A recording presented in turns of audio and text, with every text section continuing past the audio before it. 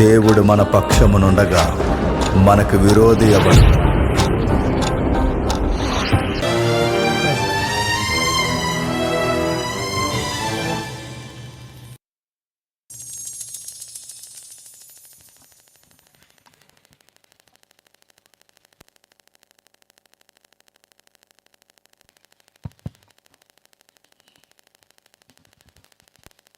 స్థానిక దైవజనులకి, వేదిక మీద ఉన్న సేవకులకి, వాక్యం వినడానికి వచ్చిన వారికి, ప్రత్యక్షంగా పరోక్షంగా వాక్యానికి సిద్ధపడిన ప్రతి విశ్వాసకి క్రీస్తునామమున శుభములు. చిన్న ప్రార్థన చేసుకుందామండి. పరలోకమందున్న మా తండ్రి,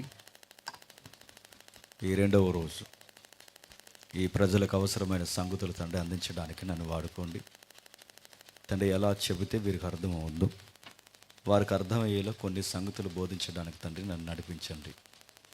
ఎవరునూ శ్రోతలుగా ఉండిపోక వినబడుతున్న సంగతులు తండ్రి మీవని గౌరవించి వారి జీవితాల్ని ఏ విధంగా కట్టుకోవాలో తండ్రి నేర్పిస్తారని కోరుతున్నాం.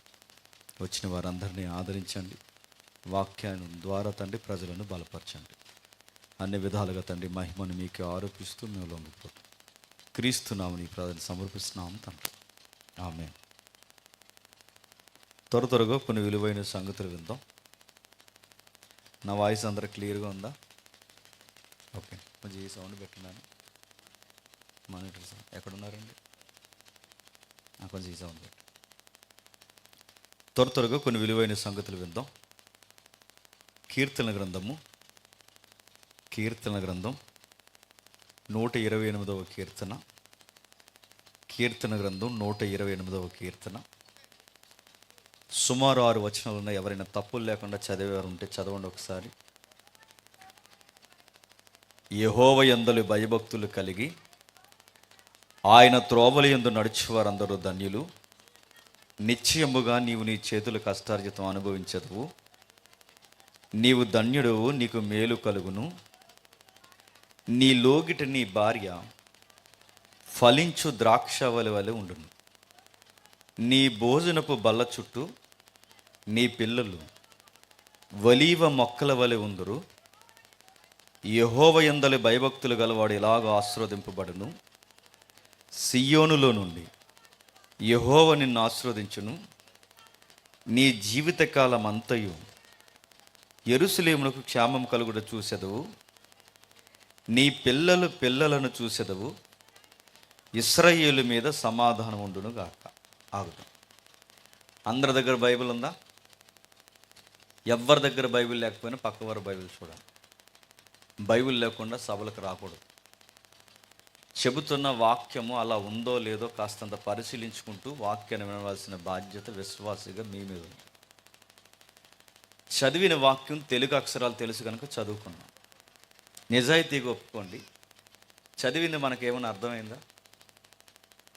మనకేం అర్థం అవ్వలేదు. కానీ క్రైస్తవ అలవాటు వాడిక ప్రకారం చదువుకున్నామే తప్ప నిజానికి చదివింది మనకేమైనా అర్థమైందంటే ఏం అర్థం కాలేదు.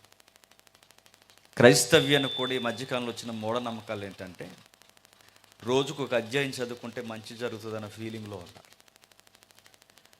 అలా ఫీలింగ్లో మీరు చదివినంత మాత్రాన మూఢనమ్మకం వల్ల మీరు బాగుపడరు. చాలామంది ఇలాంటి వాక్యాలు చెప్తున్నప్పుడు ఇక్కడికి వచ్చి వేదిక మీద ఉన్న సేవకులతో ప్రార్థన చేయించుకుంటూ అంటారు, దేవుడు మా గురించి ఏమైనా చెప్తున్నాడా అని అడుగుతారు. మీ గురించి మాకేం చెప్పడు. మీరు పదే ఏదో చెప్పండి ఏదో చెప్పేస్తాం. ఆయన ఏం చెప్పడు. దేవుడు చెప్పేది ఏదన్నా ఉందంటే ఒకే ఒక్క ప్రాపర్ ఛానల్ ఉంది, అది వాక్యం. వాక్యం ద్వారానే చెప్తాడు, వాక్యము ద్వారానే మాట్లాడతాడు. వాక్యమే ఫైనల్ అథారిటీ. అది లేకుండా ఎవరు ఏ కళ్ళబల్లు కబుర్లు చెప్పినా అది అతను నేర్పిస్తున్న ఒక రుగ్మత. మళ్ళీ చెప్తున్నాను, అది ఒక భయంకరమైన ఆయన మూఢనమ్మకాలు ఒక నమ్మకం.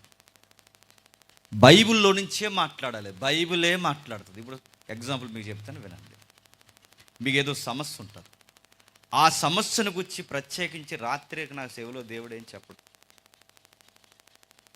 లేదా సమస్య గురించి రాత్రికి మేడ మీద మీ పై దగ్గరికి కూడా వచ్చి ఆయన ఏం మాట్లాడు. ఆయన మాట్లాడేది వాక్యం ద్వారానే మాట్లాడతాను. మీకు సంసారం బాధ ఉందనుకోండి, నీకు వ్యాపారం బాధ ఉందనుకోండి, ఒక్కొక్కరికి ఒక సమస్య ఉందనుకోండి, ఆయన ఎలా మాట్లాడతాడు? నీలాగే ఆల్రెడీ సంసారంలో వేసారిపోయి ఇసుకుపోయి చనిపోదాం అనుకున్న టయానికి దేవుడు వాదార్చి నిలబెట్టిన జీవిత చరిత్రలు బైబిల్లో ఉన్నాయి. ఆ బైబిల్లో ఉన్న జీవిత చరిత్రను చదివితే ఆ రోజు ఆ చరిత్ర చదువుతున్నప్పుడు వారిని దేవుడు వాదార్చడన్న సంగతి నీకు అర్థమైతే, ఆ రోజు వారికి ధైర్యం ఇచ్చిన దేవుడు ఈరోజు నీకు కూడా నేను ధైర్యం ఇస్తానని ఆ సందర్భంలోంచి దేవుడు నీతో మాట్లాడతాడు. అది మాట్లాడడం అంటే. నీలో వ్యాపారంలో నష్టం జరిగిందంటే నీ స్నేహితులు, నీ ఇరుగు పొరుగు వారు, లేదా దేవుడిని ఎరగనివాడు ఎవడో ఒకటి నేను దగా చేస్తే నీలాగే నష్టపోయిన భక్తులు బైబిల్లో ఉన్నారు. వాళ్ళ చరిత్రలు నువ్వు చదివితే ఆ చరిత్రలోంచి దేవుడు నీతో మాట్లాడతాడు. ఇవేం చదవకుండా, బైబిలే చదవకుండా దేవుడా నాతో మాట్లాడంటే ఎలా మాట్లాడతాడు? రెండవది, ఎప్పుడైనా ఎవడైనా చీకట్లో నడుస్తున్నాడు అనుకోండి, ఆ చీకట్లో నడుస్తున్న వాడికి ఎదర గొయ్యుందో, నుయ్యుందో, పాముందో, పొదందో, వాడికి ఏ ప్రమాదం ఉందో తెలియాలంటే వాడి చేతిలో టార్చ్ లైట్ ఉండాలి. వాడి చేతిలో టార్చ్ ఉంటే వాడికి ఎదర నెక్స్ట్ అడుగు ఎక్కడ వేయాలో వాడికి అర్థమవుద్ది, ఎలా నడవాలో వాడికి అర్థమవుద్ది. ఆడు ఎలా నడవాలో వాడికి అర్థం కావాలంటే వాడి చేతిలో ఒక లైట్ ఉంటే అర్థమవుద్ది. ఇది మీకు అర్థమైతే ఈ లోకమని ఈ చీకటి ప్రపంచంలో బ్రతుకుతున్న మనకి దావీదు గారు ఏమన్నాడంటే, నీ వాక్యము చెప్పండి నా పాదాలకి దీపం, నా లైఫ్కి లైట్ ఏదైనా ఉందంటే నీ వాక్యం. నేను ఎలా మాట్లాడాలో, ఎలా మాట్లాడకూడదో, ఎలాంటి వ్యాపారం చేయాలో, ఎలాంటి వ్యాపారం చేయకూడదో, ఎక్కడ ఉండాలో, ఎక్కడ ఉండకూడదో నన్ను రైట్గా గైడ్ చేసేది ఒకే ఒక్కటి నీ వాక్యం. అలాంటి వాక్యాన్ని అర్థం చేసుకుంటూ చదవకుండా ఇష్టానుసారంగా దాన్ని కలగూర వంటకం చేసామనుకోండి, దానివల్ల నష్టం మనకే కలుగుతుంది. బైబిల్ ఒక వార్నింగ్ ఇచ్చింది, ఏముందో తెలుసా? ఇందులో ఒకటి కలపొద్దు, ఒకటి తీయొద్దు. ఒకటి కలపొద్దు, తీయొద్దని చెప్పిందంటే నీ ఇష్టానుసారంగా వాక్యాన్ని కలిపేస్తే దేవుడు అన్నాడు, ఇందులో ఉన్న వ్యాధులన్నీ నీ మీదకి, నీ ఇంటి మీదకి రప్పిస్తాను. అందుకే వాక్యం దగ్గర తెలిస్తే తెలుసు, తెలియకపోతే తెలియదు. కానీ మనతో వచ్చిన కూడా తెలియకపోయినా తెలిసినట్టు యాక్ట్ చేస్తాను. మనం ఎక్కడ యాక్టింగ్ చేసినా పర్లేదు, మనకి ఏది తెలియకపోయినా అక్కడ తెలిసినట్టే యాక్టింగ్ చేసినా నో ప్రాబ్లం. కానీ వాక్యం దగ్గర తెలిస్తే తెలుసు, తెలియకపోతే తెలియదు. ఇప్పుడు సిగ్గు లేకుండా ఒప్పుకుందాం, ఈ కీర్తన మనకు తెలియదు కానీ చదివాం తెలుగు అక్షరాలు వచ్చి కనుక. ఏముంది? ప్రతి కీర్తనకి, ప్రతి వచనానికి, ప్రతి అధ్యాయానికి, ప్రతి పుస్తకానికి సందర్భము, చరిత్ర ఉంటుంది. ఆ సందర్భం, చరిత్రలోంచి ఆ వాక్యాన్ని చదివితేనే దేవుడు నీతో మాట్లాడతాడు. అంటే సందర్భము, చరిత్ర తీసుకోకుండా మాట్లాడితే ఆ వాక్యంలో నుంచి దేవుడు మనతో మాట్లాడా బ్రదర్ అంటే, అవును నేను పదే పదే చెప్తున్నాను, ఆయన మాట్లాడే ప్రయత్నం చేయి. మరి ఎలా దీన్ని అర్థం చేసుకోవాలి? దానికి సందర్భం ఉంటుంది. సందర్భం లేకుండా వాక్యాలు చదివితే ఏమవుద్దని నేను చాలా దిక్కులు చెప్పిన ఉదాహరణ మీకు చెప్తాను, వినండి. ఎప్పుడు లేనంత జనం 31st నైట్కి చర్చికి వస్తారా? రా. టెంట్లు నిండిపోతాయి, లోపల కుర్చీలు నిండిపోతాయి, బయట నిండిపోతాయి, అన్నీ నిండిపోతాయి. ఎందుకు నిండిపోయాయి అంటే ఈ భక్తులందరూ సరిగ్గా December 31st నైట్కి వస్తారు. ఎందుకంటే ఏడాది అంతా గాలి తిరిగాం, అయినా నీ ప్రేమ చేత మమ్మల్ని కాపాడాం, మళ్ళీ ఇంక ఏడాది చివరిలో వస్తున్నాం, ఈ సంవత్సరం కూడా మమ్మల్ని ఏం అనడానికి మాకు ఏదైనా ఒక లైసెన్స్ ఇవ్వు. ఆ లైసెన్స్ పేరు చెప్పండి, వాగ్దానం కార్డు. నేను వాగ్దానం కార్డుకి వ్యతిరేకం కాదు, మళ్ళీ చెప్తున్నాను, తీసుకోండి. కానీ ఈ గాలిబేస్ అంతా వస్తారు చూసారా, వీళ్ళంతా ఏడాదికి ఒకసారి వచ్చి ఆ దేవుని యొక్క ప్రేమనంటే ఆ గంట ఏదో గడిపే తన్మయత్వంలోకి వస్తారు. ఆ వచ్చిన తర్వాత పాస్టర్ గారికి తెలుసు, కొత్త వాళ్ళు వస్తారు, పాత వాళ్ళు వస్తారు, అన్ని రకాల వాళ్ళు వస్తారు. ఎప్పుడు చర్చికి రానివాడు ఏడాది చివరిలో వస్తారని స్థానిక ప్రతి పాస్టర్ గారికి తెలుసు. పైగా అది ఈ రెండింగ్ గనక ఏడాది చివరి గనక నూతన సంవత్సరాలకు వెళ్ళాలంటే అందరూ నవ్వుతూ కలిసికట్టుగా ఒక ప్రేమ విందు పెట్టుకుంటారు. దాన్ని లవ్ ఫీస్ట్ అంటారు. ఆ ప్రేమ విందు పెట్టుకోవడానికి, అది ప్రేమ విందు అనాలంటే అందులో కక్క ముక్క డొక్క ఉండాలి, లేకపోతే అది ప్రేమ విందు కాదు. ఆ మాత్రం నాన్ వెజ్ ఐటెం ఉంటేనే అది లవ్ ఫీస్ట్, అంతే కదా. సాంబార్తోనే అనుకోండి, అది లవ్ ఫీస్ట్లో ఉండదు. అందుకే ఇలాంటి ఐటమ్స్ అన్నీ వండాలి, చాలా బడ్జెట్ ఉంటుంది, ఇదంతా పాస్టర్ గారి మీద పడుతుంది. రెండవది, ఈ సండే స్కూల్ టీచర్ అమ్మలు ఎవరైతే ఉన్నారో వీళ్ళందరికీ ఆ రోజే ప్రైజులు ప్రకటించాలి. ఈ పిల్లలకి వాళ్ళకి ఒకవేళ వాళ్ళని ఎంకరేజ్ చేయకపోతే నెక్స్ట్ సండే స్కూల్ ఉండదు. వీళ్ళకి గిఫ్ట్లు కొనాలి, వీళ్ళని వాదార్చాలి, పెద్దల్ని మళ్ళీ వాదార్చాలి. ఎంత ప్రోగ్రామ్ తతంగం అంతా 31st నైట్కి ఉంటుంది కొత్త వాళ్ళకి. వీటన్నిటికీ మళ్ళీ ఫైనల్ ఈవెంట్ ఏంటంటే ప్రతి ఒక్కరికి ఒక కార్డు ఇవ్వాలి. అందులో ఒక పాస్టర్ గారు ఏం చేస్తారంటే ఇక్కడ డిఫరెంట్గా ఇద్దామని ఆడవారి కార్డులు ఆడవారికి, మగవారి కార్డులు మగవారికి వేరువేరుగా వేరు చేసి చర్చిలో అలా కార్డ్స్ పెట్టి 12 తర్వాత ఇద్దామని చెప్పి అలా అట్టే పెట్టాడు. ఈ లోపల మార్కెట్కి వెళ్ళి కొన్ని పనులు చేసుకొద్దామని ఓ కంగారు కూరగాడికి కార్డులు అప్పు చెప్పాడు. చర్చిలో కంగారుగా తిరిగే కూరగాయలు ఉంటారు చూసారా, వీళ్ళంతా కంగారుగాళ్ళు అంటే అందరిని కాదు కొంతమంది చెప్తున్నాడు. వీళ్ళు ఏం చేస్తారంటే వీళ్ళు బరకాలు బాగానే వేస్తారు, కుర్చీలు బాగానే వేస్తారు, లైటింగ్ బాగానే పెడతారు, అన్నీ బాగానే పెడతారు. వీళ్ళకుంటే జబ్బు ఏంటంటే వాక్యం చెప్పడానికి మాయమైపోతారు. అదో జబ్బు వీళ్ళకి. ఎక్కడైనా ఇదే వీళ్ళ కంగారు తిరిగి. ఎంత కంగారు అంటే ఇప్పుడు చర్చ్ అంతా నా భుజాల మీద తిరుగుతుందన్న ఫీలింగ్. మళ్ళీ చెప్తున్నాను, మీరు ఎంత పని చేసినా వాక్యం వినకపోతే నిన్ను నీ పని డ్రైనేజీలోకి దోచేస్తాడు దేవుడు. నువ్వు ఖచ్చితంగా వాక్యం వినాలి, వాక్యాన్ని గౌరవించాలి. నీలాగే మార్తమ్మ బైబిల్లో యేసుప్రభు ఇంటికి వస్తే ఆయనకి ఏం వండి నోట్లో పెట్టాలంటే ఆయన ఏమన్నా తెలుసా, నా నోట్లో ఏం పెట్టాలని కాదు మార్తా, నా నోట్లోంచి ఏమొస్తుందో ముందు విను.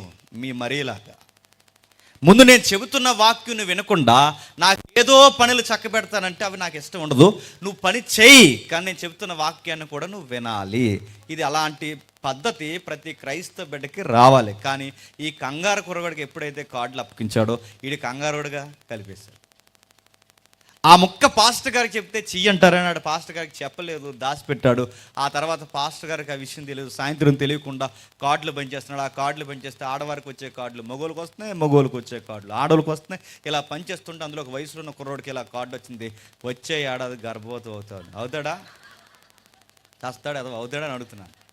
ఆవిడని అడుగుతున్నాను. ఇప్పుడు ఆ కార్డుని ఎలా క్లెయిమ్ చేస్తాడు? దాన్నే బాగా వినండి, దాన్నే సందర్భము, టెక్స్ట్ అంటారు దాన్ని థియలాజికల్.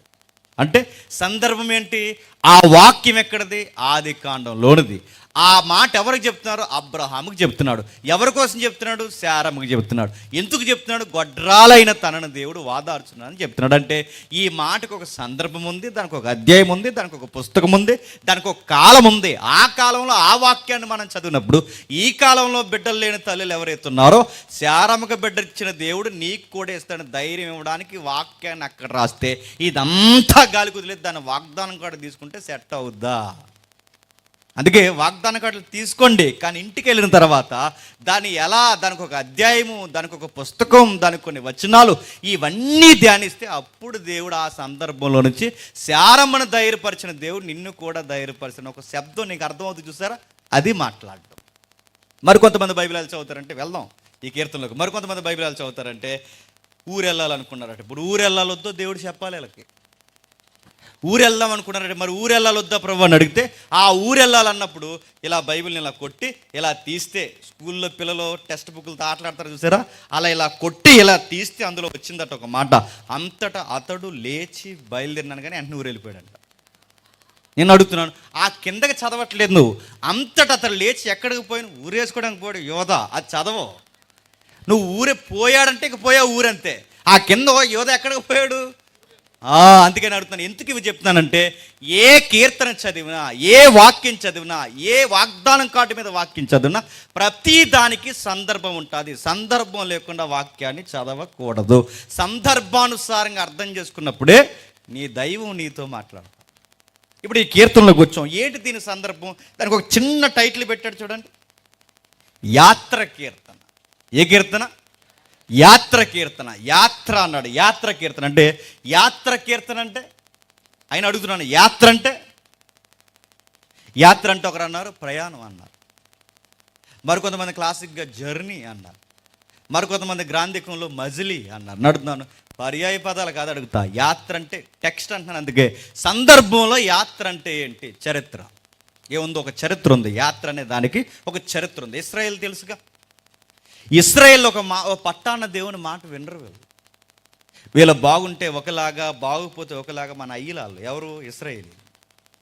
దేవుడి మీద అంటే వీళ్ళకి కడుపులు నిండితే ఒకలాగా, కడుపులు నిండకపోతే ఒకలాగా, అందితే జుట్టు అందకపోతే కాదు. వీళ్ళ మాట వినలేని టైంలో దేవుడు అప్పుడప్పుడు ఏం చేసేవాడంటే ఆకాశం నుంచి పెద్ద చేయి తీసి ఏంటో ఈ పనులను కొట్టడు. ఆయన ఏం చేస్తాడంటే పక్కనున్న బలవంతుడు ఎవడైతే ఉన్నాడో వాడిని లేపి వాళ్ళ ద్వారా వీళ్ళని తొక్కించేవాడు. ఇశ్రాయేలు మాట వినేవారు కాదు. వీళ్ళ దేవుని సన్నిధికి రావడానికి బదులు వీళ్ళ పంటలు బాగా పండి, కడుపులు బాగా నిండి, వీళ్ళ గుడారాలు బాగా సమృద్ధిగా ఎప్పుడైతే మారతాయో దేవుని సన్నిధికి రావడం మానేసేవారు. అలాంటి టైంలో దేవుడు వీళ్ళు ఏం చేసినట్టు కొట్టాడు. ఆ కొట్టిన వారిని ఎక్కడి వరకు కొట్టాడంటే కొడితే మన ఇండియా బార్డర్ వరకు చెదిరిపోయారు. అక్కడ వరకు ఎందుకు, మన గుంటూరు వరకు వచ్చారు. అక్కడ వరకు ఎందుకు, మన ఆంధ్రప్రదేశ్ ఎక్కడైతే మన రాజమండ్రి పరిసర ప్రాంతాల వరకు వచ్చారు. అక్కడ వరకు ఎందుకు, మేము మణిపూర్ వెళ్ళినప్పుడు మణిపూర్లో కూడా ఇలా ఉన్నారు. ఒకరోజు పాకిస్తాన్ ఉగ్రవాదులు అందరూ వచ్చి తాజ్ హోటల్ మీద దాడి చేశారు. మీకు గుర్తుందా? చానాల క్రితం. ఆ తాజ్ హోటల్ మీద కసబ్ అనేవాడు అక్కడ, గుర్తుందో లేదో మీకు? వీళ్ళందరూ దాడి చేయడానికి ఇండియా అంటే వాళ్ళకి పగే. రెండో పాయింట్ ఏంటి చెప్పిన, ఆ తాజ్ హోటల్లో యూదులు ఉన్నారు. అంటే యూదులు ఇశ్రాయేలుని దేవుడు ఎక్కడి వరకు చెదరగొట్టాడంటే దేశ విదేశాలకు వాళ్ళు చెదిరిపోయారు. ఈ చెదిరిపోయిన వాళ్ళందరికీ సొలొమోను ఒక ట్రెడిషన్ నేర్పించాడు. ఎక్కడెక్కడ ఉన్న వీళ్ళందరికీ పాత నిబంధన 5 గ్రంథాలు, అంటే ఆది కాండం నుంచి ద్వితీయోపదేశ కాండం వరకు 5 గ్రంథాలు ఉన్నాయిగా. ఈ 5 గ్రంథాలు ఏవైతున్నావో అందులో కొన్ని పండుగలు ఉంటాయి. పస్కా అని, గుడారాల పండుగ అని, పెంతుకొస్తు పండుగలు అని, ఇలా కొన్ని పండుగలు ఉంటాయి. ఈ పండుగలు జరిగే టైంకి సరిగ్గా ఎక్కడెక్కడో చెదిరిపోయిన వాళ్ళందరూ సొలొమోను కట్టించిన మందిరానికి రావాలి. అది వాళ్ళ రూల్. అది ఆ మందిరం దగ్గరకు వచ్చి వీళ్ళు ఆరాధన చెయ్యాలి. ఇప్పుడు ఎక్కడ, మన ఇండియాలో ఎక్కడ, లేదా మనం ఆఫ్ఘనిస్తాన్ పరిసర ప్రాంతాల వరకు ఇక్కడ వరకు వచ్చారు కనుక వీళ్ళందరూ ఇక్కడి నుంచి యెరూషలేం ప్రయాణం చేయాలంటే ఎన్ని నెలలు పడుతుంది, ఎంత టైం పడుతుంది. ఇప్పుడు దేవుని మందిరానికి బయలుదేరి వెళుతున్న వీళ్ళకి బాగా వినండి, ఈ వెళుతున్నప్పుడు ఈ యాత్ర అంతా చూసారా? ఈ యాత్ర టైంలో మనలా చర్చకు వస్తున్నప్పుడు 5 నుంచి 5 కలిసిన 4 మాటలు, ఆ 4 సెల్ఫీలు తీసుకుని చర్చకు రారు. వాళ్ళు వచ్చేటప్పుడు ఎలా రావాలంటే గుర్తుపెట్టుకోండి, టైం పాస్ చేస్తూ ఆహ్లాదకరమైన వాతావరణం చూస్తూ రాకూడదు. వాళ్ళు వచ్చేటప్పుడు ఎలా రావాలి అంటే దేవుని సన్నిధికి వచ్చే సమయానికి పాటలు పాడుకుంటూ రావాలి. ఆ పాడుకునే పాటలనే ఈ 120 బాగా 120 నుంచి మొదలు పెడితే సుమారు 14 కీర్తనలు ఉంటాయి. ఈ 14 కీర్తనని యాత్ర కీర్తనలు అంటారు. ఈ యాత్ర కీర్తనలు ఎప్పుడు పాడుకుంటారంటే వీళ్ళు యెరూషలేం మందిరానికి వచ్చి, అంటే ఎక్కడెక్కడున్న వీళ్ళు యెరూషలేం మందిరానికి వచ్చే టైంలో ఈ మార్గం మధ్యలో పాడుకుంటూ వచ్చే కీర్తనలనే చెప్పండి యాత్ర కీర్తనలు. అర్థమైనట్టే. ఇవి యాత్ర కీర్తనలు. అంటే ఈ యాత్రకి ఇంత చరిత్ర ఉందంటే ఉంది, ఇంకా ఆధ్యాత్మిక చింతన ఏముందంటే ఉంది. ఇక్కడి నుంచి అంటే ఎక్కడెక్కడున్న వీళ్ళందరూ దేవుని మందిరానికి సన్నిధికి రావడం ఇది ఒక యాత్ర అయితే, ఒకరోజు పూర్తిగా ఈ భూమి మీద నుంచి చెప్పండి నిత్యత్వానికి వెళ్ళిపోయే యాత్ర కూడా మనకు ఉందంట. అది వద్దన్నా వస్తుందంట.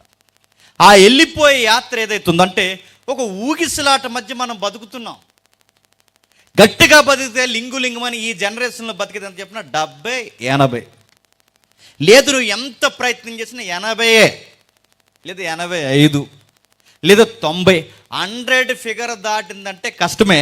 ఒకవేళ దాటినా మళ్ళీ చెప్తున్నాను, ఉతికేసిన సొక్కాని దండి మీద వేసినట్టు బతకడమే. అంతే, బక్క జిక్కిపోయి ఎముకలు బయటకు వచ్చి, లొట్టలు పడిపోయి, కళ్ళు బయటకు వచ్చి 100 ఏళ్ళు ఫిగర్ దాటడం అనేది చాలా కష్టం. ఈ 100 ఏళ్ళలో లేదా ఈ 70, 60 ఏళ్ళలో ఒకరోజు ఖచ్చితంగా మనం వెళ్ళిపోతాం ఈ భూమిని విడిచి. దాన్ని యాత్ర అంటారు. ఈ వెళ్ళిపోయే లోపు ఈ భూమి మీద 4 ముఖ్యమైన సంగతుల కొరకు మనిషి పాకులాడతారు. ఈ 4 విషయాల కొరకే దేవుడు నమ్మనోడైనా ఈ భూమి మీద ఒక సగటి మానవుడు బ్రతకాలి అంటే వాడికి కావాల్సింది ఈ 4 సంగతులే. ఏం కావాలో 2వ వచనం చెప్తాను చూడండి. నిశ్చయముగా నీ చేతుల కష్టం అనుభవించాలి. ఫైనాన్స్ అని అర్థం. అంటే ఒకడు ఆర్థికంగా బలం పొందాలి, ఈ భూమి మీద ఒకడు ఉన్నంత కాలము కాస్తంత సుఖశాంతులతో బతకాలి అంటే డబ్బులు ఉండాలి. రెండవది, డబ్బులుంటే సరిపోదు, నిన్ను అర్థం చేసుకునే జీవిత భాగస్వామి ఉండాలి, ఆమె నీ లోగిటి భార్య. మూడవది, నీకు డబ్బులుంటే సరిపోదు, అర్థం చేసుకుంటే జీవిత భాగస్వామి ఉంటే సరిపోదు. మూడవది ఏంటో తెలుసా?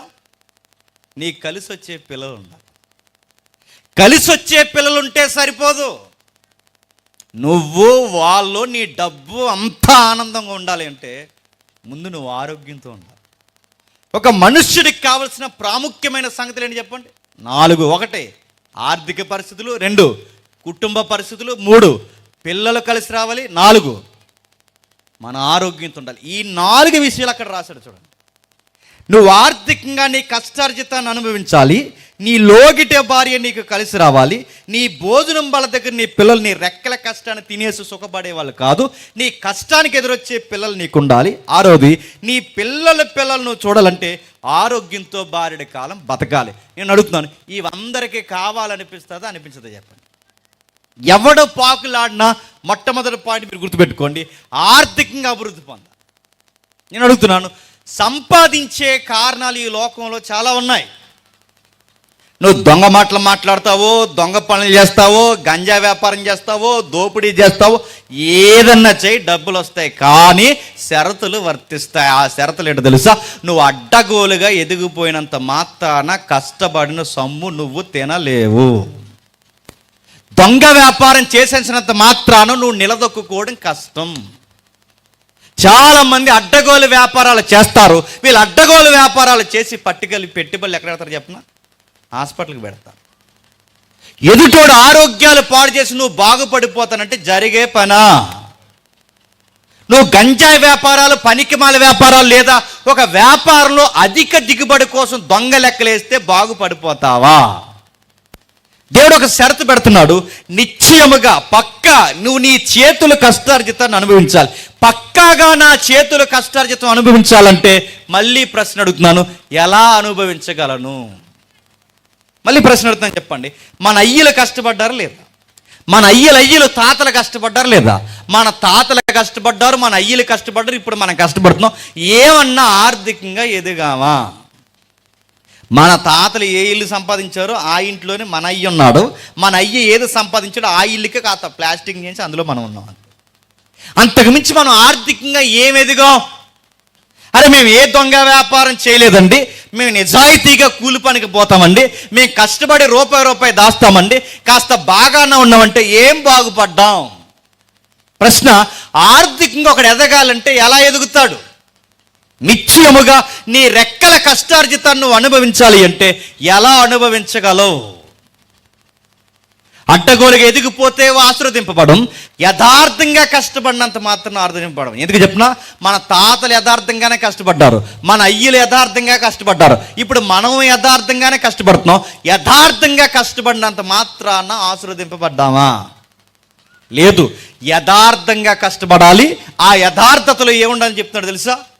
యెహోవా యందలి భయభక్తులు ఉండాలి.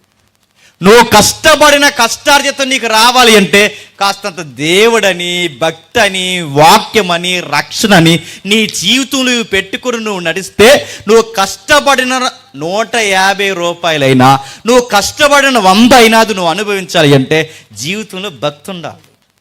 మన తాతకి లేనిది ఏంటి చెప్పండి? భక్తి. మన అయ్యకి లేనిది ఏంటి చెప్పండి? భక్తి. వాళ్ళు కష్టపడ్డారు కానీ వాళ్ళు ఏ రోజు వాళ్ళు పాటించింది ఏంటి చెప్పండి? భక్తి. అందుకే వాళ్ళు ఎందుకు బాగుపడలేకపోయారు తెలుసా? వాళ్ళు కష్టపడ్డారు కానీ జీవితంలో ప్రార్థన కానీ, జీవితంలో వాక్యం కానీ లేదు. అందుకే చూడండి, ఎక్కడేసిన గొంగలు అక్కడే, ఎక్కడేసినవి అక్కడే. ఇప్పుడు మీకు డౌట్ రావచ్చు, అంటే మా తాతలు యథార్థంగా కష్టపడిన భక్తి లేదు కనుక వాళ్ళు అనుభవించలేకపోయారు ఆర్థిక పరిస్థితులు అని మీరు అంటున్నారు. బాగానే ఉంది. మరి దేవుడినే నమ్మనులు కోట్ల రూపాయలు సంపాదిస్తున్నారు, మరి వాళ్ళ పరిస్థితి ఏంటి? అసలు దేవుడే లేనోడు కోట్ల రూపాయలు సంపాదిస్తున్నాడు. కోటీశ్వర్లు ఉన్నారు, లక్షాధికారులు మీ ఊర్లో కూడా ఉన్నారు. వీళ్ళ సంగతి ఏంటి? వాళ్ళు బైబిల్ దేవుడిని నమ్ముతారా? నమ్మరు. వాళ్ళకి భక్తి ఉంటుందా? లేదు. వాళ్ళు ఆదివారం చర్చికి వస్తారా? రారు. మరి ఏమీ లేకపోయినా వాళ్ళు బాగా సంపాదించారుగా. భక్తి ఉంటేనే కాస్త తృప్తి ఉంటుందని మీరు చెబుతున్నారు. మరి ఏ భక్తి లేని వాళ్ళు సంపాదించారు? వాళ్ళ సంగతి ఏంటంటే సంపాదించారంతే. ఎలా? ఉదాహరణ చెప్తాను వినండి. నీకు నాకు తెలిసినోడు, అందరికీ తెలిసిన ఒక మోతుబర్లు ఉన్నారు మన ఇండియాలో. వాళ్ళ కొడుకు పెళ్ళి 6,000 కోట్లు ఎటు చేశారు. 6,000 కోట్లు ఎంత ఎక్కువైపోయింది చూడండి. 6,000 కోట్లెట్టి వాళ్ళ కొడుక్కి పెళ్లి చేశారు. ఎలాంటి పెళ్ళో తెలుసా? షారుఖ్ ఖాన్, సల్మాన్ ఖాన్, అమీర్ ఖాన్, ఆ ఖాన్, ఈ ఖాన్, ఈ ఖాన్లందరూ కలిసి ఆ పెళ్ళికి బ్యాండ్ కొట్టారు. చిన్న యాక్టర్లు అండి వాళ్ళు. వాళ్ళ ఫిలిం ఇండస్ట్రీలో నిలబడితే వాళ్ళ 1,000 కోట్ల రూపాయల బడ్జెట్ బదలు కొడతారు వాళ్ళు. అలాంటిది వాళ్ళు తీసుకునేదే కోట్ల రూపాయలు. ఇన్ని కోట్ల రూపాయలు వసూలు చేసి హీరోస్ అట ఆ పెళ్ళికి బ్యాండ్ కొట్టి డ్యాన్స్ చేశారట. క్రికెట్లో ఉన్న స్పోర్ట్స్ మెన్స్ ఎవరైతే ఉన్నారో వీళ్ళందరూ వెళ్ళారు. ఇంకెవరైతే ఉన్నారో సెలబ్రిటీలు వెళ్ళారు. పొలిటీషియన్లో ఉన్న ఈ ఎవరైతే రాజకీయ నాయకులు ఉన్నారో మన తెలుగు వాళ్ళు, తమిళ వాళ్ళు అందరు రాజకీయ నాయకులు వెళ్ళారు. ఇంటర్నేషనల్ సింగర్స్ వచ్చారు. ఒకరు కాదు, ఇద్దరు కాదు, గొప్ప వాళ్ళు అందరూ ఆ పెళ్ళికి వచ్చారు. ఆ పెళ్ళికి వచ్చిన వాళ్ళకి ప్రత్యేకించి సెలబ్రిటీలకు ఒక వాచ్ ఇచ్చారు. ఆ వాచ్ ఖరీదు 2 కోట్లు. మనం వెళ్తే బాగుంది అనిపిస్తుంది కదా మీకు? 2 కోట్లు పెళ్ళికి పెళ్ళికి వచ్చిన వాచ్ ఖరీదు 2 కోట్లు. వాళ్ళు వేసిన కార్డు, ఆహ్వానం కార్డు, పెళ్లి కార్డు మీరు జాగ్రత్తగా వినండి, బంగారం కార్డు వేయించారు. వాళ్ళకు ఉండే కార్లు ఇండియాలో బ్రాండ్లు ఉన్న కార్లు కాదు, ఫారెన్ కార్స్ ఉంటాయి వాళ్ళకి. మన ఇండియాలో ఉన్న ఏవైతే ఉన్నావో ఇవన్నీ వాటర్ వాళ్ళు పెద్ద కార్లు. ఎంత ఉంది. ఆ అబ్బాయి పెళ్ళికొడుకు 6,000 కోట్ల రూపాయలు ఇట్టారు. ఆ అబ్బాయి పెళ్ళికొడుకు పేరు ఎవరైతే ఉన్న అబ్బాయి పేరు అనంత్ అంబానీ. ఆ అబ్బాయి పెళ్లి చేసుకుని ఆ పెళ్లి కొడుకు ఇంటి పేరు రిలయన్స్. ఎవరైతే రిలయన్స్లు ఉన్నారో ఈ రిలయన్స్ అందరూ కలిసి అనంత్ అంబానీ ఉన్నాడుగా, ఆ అబ్బాయికి జరిగిన పెళ్లిది 6,000 కోట్ల రూపాయలు. 6,000 కోట్ల రూపాయలతో పెళ్లి చేస్తే మీరు జీవితం బాగానండి. వాళ్ళకి దగ్గర ఇండియాను కొనేసే డబ్బు ఉంది, రాష్ట్రాలు కొనేసే డబ్బు ఉంది, సీఎంనైనా పిఎంనైనా మార్చేంత డబ్బు ఉంది. వాళ్ళ దగ్గర అన్నీ ఉన్నాయి. వాళ్ళు ఇంటర్నేషనల్ సింగర్ని తీసుకొచ్చారు. ఇంకా మాట చెప్తాను వినండి, WWE ఫైటర్ ఎవరైతే ఉన్నారో జాన్ సీనా కూడా పెళ్ళికి వచ్చాడు. అసలు జాన్ సీనా పెళ్ళికి వస్తాడు. డబ్బులు ఉంటే జాన్ సీనా కాదు, కొండ మీద కోతేనే అవుతుంది పెళ్ళికి. డబ్బులు ఉంటే అందరూ వచ్చారు, అన్నీ వచ్చాయి. కానీ గుర్తుపెట్టుకోండి, ఇంటర్నేషనల్ సింగర్స్ వచ్చారు, ఫైటర్స్ వచ్చారు, పొలిటీషియన్స్ వచ్చారు, ఎవరైతే ఉన్నారో లోకల్ ఇంటర్నేషనల్ ప్రతి ఒక్కరు వచ్చారు. ఎంతమంది వచ్చి అన్నీ తేగలిగారు. కానీ ఆ పెళ్లి కొడుకు 2 నిమిషాలు ఏసీలు ఉంటే చచ్చిపోతాడు, శీతలు ఉంటే పోతాడు, అంతే. చూడండి, అన్నీ ఉన్నాయి, అంతా బాగుంది. ఆ పెళ్లి కొడుకు అన్నీ తేగలిగాడు. కానీ ఏం తేలేకపోయాడు చెప్పండి? ఆరోగ్యం తేలేకపోయాడు. అందుకే డబ్బులు ఉన్న వాళ్ళందరూ సుఖంగా ఉన్నారనుకోకండి, వాళ్ళ దగ్గర డబ్బే ఉంది చెప్పండి, సుఖం లేదు. ఈ మధ్య ఒక స్టైల్ వచ్చింది, మీరు చూస్తారు లేదో. స్టైల్ ఏంటో తెలుసా? వీళ్ళు కట్టుకున్న బంగ్లాల్లో ఉండలేదు. ఈ మధ్య వీళ్ళు ఏం చేశారంటే, బంగ్లాలో బోర్ అనిపించిందట, ఊరికి దూరం వెళ్ళారట, ఒక అరాకరం తీసుకున్నారట, అరాకంలో ఒక పాక వేసుకున్నారంట. దాన్ని పాక అంటే బాగోద్దని దానికి ఒక పేరు పెట్టారట. ఆ పేరు ఏంటంటే ఫామ్ హౌస్ అన్నారు. ఆ ఫామ్ హౌస్లో వీళ్ళు ఏం చేస్తారట, 4 బెండకాయ మొక్కలు, బీరకాయ మొక్కలు జల్లుకుని వాళ్ళ పంట వాళ్ళే పండించుకుని లైఫ్ని అలా బతుకుతూ, ఒకప్పుడు మన తాతలు తినేవారే సద్దన్నం, ఆ సద్దన్నంలో వీళ్ళు ఉల్లిపాయ నంచుకుని తింటే ఇంతకు మించిన లైఫ్ లేదా. మరి ఆ కోట్లు ఏం చేస్తారో అవన్నీ పక్కనెట్టారంట. నేను అడుగుతున్నాను, లైఫ్ మళ్ళీ అడుగుతున్నాను, ఏం చేస్తున్నారు చెప్పండి? డబ్బున్న వాళ్ళందరూ ఆనందంగా ఉన్నారా? నెలకి 1,50,000 రూపాయలు సంపాదించిన వాడి జీవితంలో లేని సంతోషం, రోజుకి కూలి పనికి పోయి 150 రూపాయలు తెచ్చుకున్నవాడు నచ్చిన కూర వండుకొని భార్య పిల్లలతో ఆనందంగా ఉంటున్నాడంటే కారణం ఏంటి చెప్పనా? వాడి జీవితంలో లేని ఆనందం, వీడి జీవితంలో ఉన్న ఆనందం కారణం ఒకటి, వీడి జీవితంలో దేవుడు ఉన్నాడు. గుర్తుపెట్టుకోండి, వాడి జీవితంలో డబ్బే ఉంది, వీడి జీవితంలో దేవుడు ఉన్నాడు. మరొక ఆరోగ్యం చెప్తాను వినండి, మనం బంతుల్లాగా ఈ రోజుకి ఏదన్నా మనం తినగలుగుతున్నామంటే అది దేవుడు ఇచ్చిన ఆశీర్వాదం. నిశ్చయముగా మనం అనుభవిస్తున్నాం. మళ్ళీ అడుగుతున్నాం చూడండి, ఈ పెళ్ళికెళ్ళి వీడియోలు బయటకు వచ్చి మీరు చూడండి, అందరూ కూర్చున్నారు, ఈ డబ్బున్న మోతుబాట్లు అందరూ కూర్చున్నారు, ఐటమ్ చేస్తున్నారు, స్వీట్ వేస్తున్నారు, అదే వేస్తున్నారు. ఒక్కడ ఎంచుకోలేదండి. బిర్యానీ వేస్తున్నారు, ఒక్కడ ఎంచుకోలేదు. ఇన్ని ఐటమ్ చేస్తున్న ఎందుకు వద్దంటున్నారంటే అందరికీ షుగర్లో చెప్పండి, బీపీలు నడుతున్న వీళ్ళ దగ్గర డబ్బులు ఉన్నాయి తప్ప నచ్చిన ఫుడ్ తినగలరా? కానీ మనకి పెళ్ళికి వెళ్తాం, బిర్యానీ తింటాం, మళ్ళీ ఏమంటాం, మళ్ళీ తింటాం, నచ్చితే కవర్లు వేసుకుంటాం, ఇంటికి తెస్తాం, మళ్ళీ సాయంత్రం తింటాం, మళ్ళీ ఉదయం తింటాం, నడుతాను. ఇన్నిసార్లు తిన్నా మన స్టమక్ ఏమన్నా అయిందా? రాళ్ళు తింటూ అరిగిపోతున్నాయి మనకి. మళ్ళీ చెప్తున్నాను, డబ్బుండి ఏమీ తినలేని ఆడి జీవితం బాగుందా? ఏమీ లేకపోయినా ఏమి తినేసినా అరిగిపోతున్న మన జీవితం బాగుందా? వాళ్ళ దగ్గర లేనిది మన దగ్గర ఉంది చెప్పనా? యెహోవా యందలి భయభక్తులు. అది ఉంటే చాలు. ఆయనతో మనం ఉంటే, అంటే ఆయన మనతో ఉండి మనం ఆయనతో ఉంటే 150 రూపాయలు తెచ్చుకున్న పూరు గుడుసులైన ఆనందంగా బతికేస్తాం. సొలొమోను ఏం చెప్తున్నాడు? ఒక సగటు మానవుడికి కావాల్సింది డబ్బు కాదు, ఒక సగటు మానవుడికి ఈ భూమి మీద కావాల్సింది ఏంటంటే కాస్త భక్తి. ఆ భక్తి జీవితంలో వాడు ఎప్పుడైతే దేవుడి మీద ఆనుకున్నాడో ఆయన సెలవు ఉంటే గుప్పడి మెతుకులు తినే ఆనందంగా ఉంటాం. అదే కదా ప్రసంగిలో రాశాడు, ఆయన సెలవు లేకుండా గుప్పడి మెతుకులు తిని సంతోషించుట చెప్పండి ఎవనికి సాధ్యము? నువ్వు నచ్చిన కూర వండుకుని తినాలి అంటే, నీ భార్య వండిన మంచి కూరను ఆహ్లాదకరంగా తినాలి అంటే, ఆ తినే ఆసక్తిని ఆరోగ్యాన్ని కూడా ఎవరు ఇవ్వాలి చెప్పండి? దేవుడు ఇవ్వాలి. మీరు చూడండి, మీరు బయటికి వెళ్ళి చూడండి, పెద్ద పెద్ద ఆడి కార్లు, బెంజ్లు, రేంజ్ రోవర్లు కార్లు వేసుకుని వీళ్ళ ఫ్యామిలీ డాక్టర్ దగ్గరికి వెళ్తారు, చూపించుకుంటారు. ఈ డబ్బు ఉన్న వాళ్ళందరినీ ఏమంటారు చెప్పినా, ఏది పడితే అది తినకుండా త్వరగా పోతారు. పెద్ద పెద్ద కార్లు వేసుకుని వాళ్ళు రెస్టారెంట్కి వెళ్ళి ఆ రెస్టారెంట్లో కూర్చుని వీళ్ళు ఇచ్చే ఐటమ్స్ ఏంటి చెప్పిన, పెరుగన్నం. పెరుగన్నం అంటే బాగుందని దానికి మెనూలో ఒక నేమ్ ఉంటుంది, కర్డ్ రైస్ అంట. 4 ఎండి మిరగాయలు అలాగే వేపేసి 4 ఫ్రూట్స్ అలా జల్లేసి ఇచ్చేస్తే స్టైల్గా బెంజ్ కర్రీ వేసుకుని తినే వచ్చేస్తాను ఇంటికి వెళ్ళి.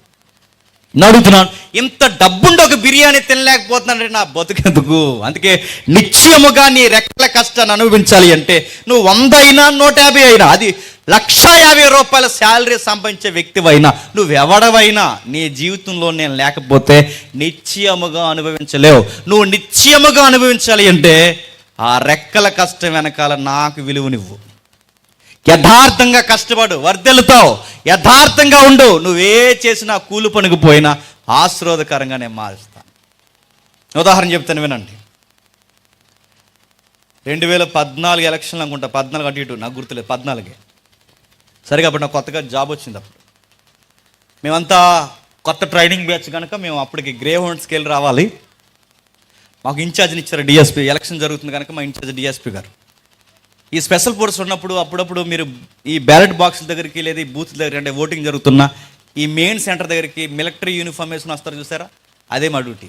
ఆ యూనిఫామ్ వేసుకుని వచ్చినప్పుడు నేను కొట్టడమే, మాట్లాడడమే ఉండదు. అలాంటి డ్యూటీ మాకు ఇచ్చినప్పుడు మాకు ఇన్ఛార్జిగా డిఎస్పీ గారు ఉన్నారు. మేము తిరుగుతున్నాం. మాకు సుమారు ఆ గ్రామానికి చుట్టుపక్కల గ్రామాలు ఇస్తే ఒక 12 బూతులు ఇచ్చారు మాకు. ఇవన్నీ తిరుగుతుంటే మాకు డిఎస్పీ ఇన్ఛార్జ్, మేము కొత్త కుర్రోళ్ళం కనుక చాలా యాక్టివ్గా ఉన్నాం. ఆ ఉన్నప్పుడు డిఎస్పీ గారు చూస్తూ డిఎస్పీ గారు మా సీనియర్ ఎవరైతే రైటర్ ఉన్నారో ఇద్దరు కలిసి మాట్లాడుకుంటున్నారు. ఏవయ్యా మీకు మాట చెప్పాలి, ఆ పొలం గొట్ల మీద చూడి ఎంత ఆనందంగా తిరుగుతున్నారు. పేరుకి గవర్నమెంట్ ఉద్యోగాలే తప్ప ఒక పండగ ఉండదు, పబ్బం ఉండదు, ఇంటి దగ్గర ఉండవు, ఏం ఉండవు. ఆనందం ఉందంటే ఏముంది చెప్పండి? 1వ తారీఖున జీతం వస్తుందన్న ఆనందం తప్ప మన జీవితాలకు ఏమైనా ఉందా? మా డిఎస్పీ బాధపడుతున్నాడు. మనతో వెనకాల ఉండి వింటున్నాం. ఆ డిఎస్పీ అంటున్నాడు, చూడు ఆ పొలం గొట్ల మీద క్యారేజ్ పెట్టుకుని వాళ్ళు నడుస్తున్నారు, చక్కగా సాయంత్రానికి వరకు కష్టపడతారు, నచ్చినది వండుకుంటారు. ఆ 100-250లో మొత్తం మీద పట్టుకుని ఇంటికి పట్టుకెళ్తారు. నచ్చిన కూర, భార్య పిల్లలతో టయానికి ఆనందంగా నిద్రపోతారు. నచ్చితే రేపు పొద్దున పనికి వెళ్తారు, లేకపోతే మానేస్తారు. ఆ జీవితాలు పెట్టారు, త్వరగా ఉద్యోగం అనేది బాగుంది అంటున్నాడు. నేను అడుగుతున్నాను, పొలం గొట్ల మీద తిరుగుతున్న వారిని చూసి మా డిఎస్పీ అంటున్నాడు, ఎంత బాగుంది వాళ్ళ జీవితం అన్నాడు.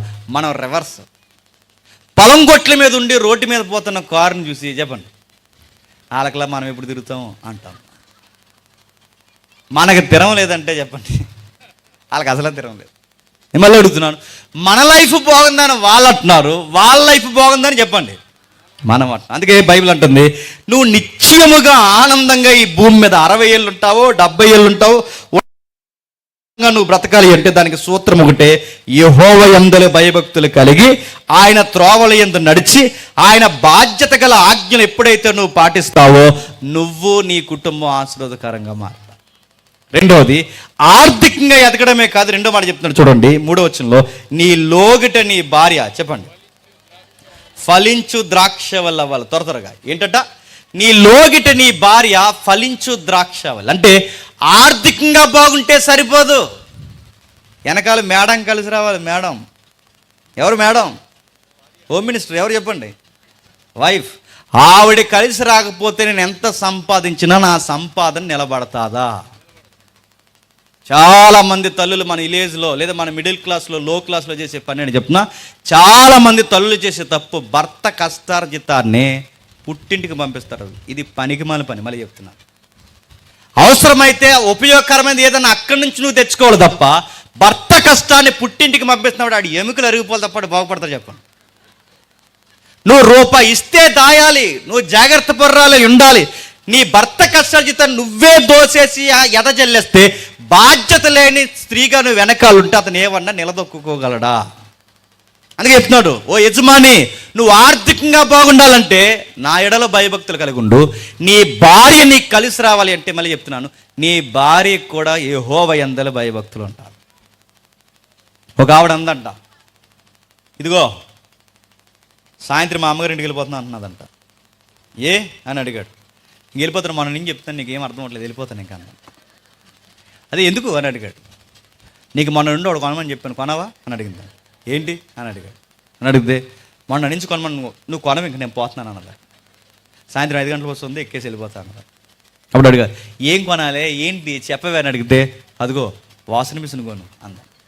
మనోడు అన్నాడు, మనకెందుకే వాషింగ్ మిషను, మనకెందుకు వాషింగ్ మిషను, నేను ఇంటికాడ ఉంటే లింగి బనీలు వేసి తిరుగుతాను, నువ్వు ఇంటికాడ ఉంటే నైటీ వేసి తిరుగుతావు, మనకెందుకే, నేను వారాన్ని తీస్తే మన 2-3 జతల కన్నా ఎక్కువ తీయు, మనకెందుకే వాషింగ్ మిషన్లు అంటే, నువ్వు కొంటావా కొనవా, నువ్వు కొనకపోతే మా అమ్మిడికి వెళ్ళిపోతాను అదట.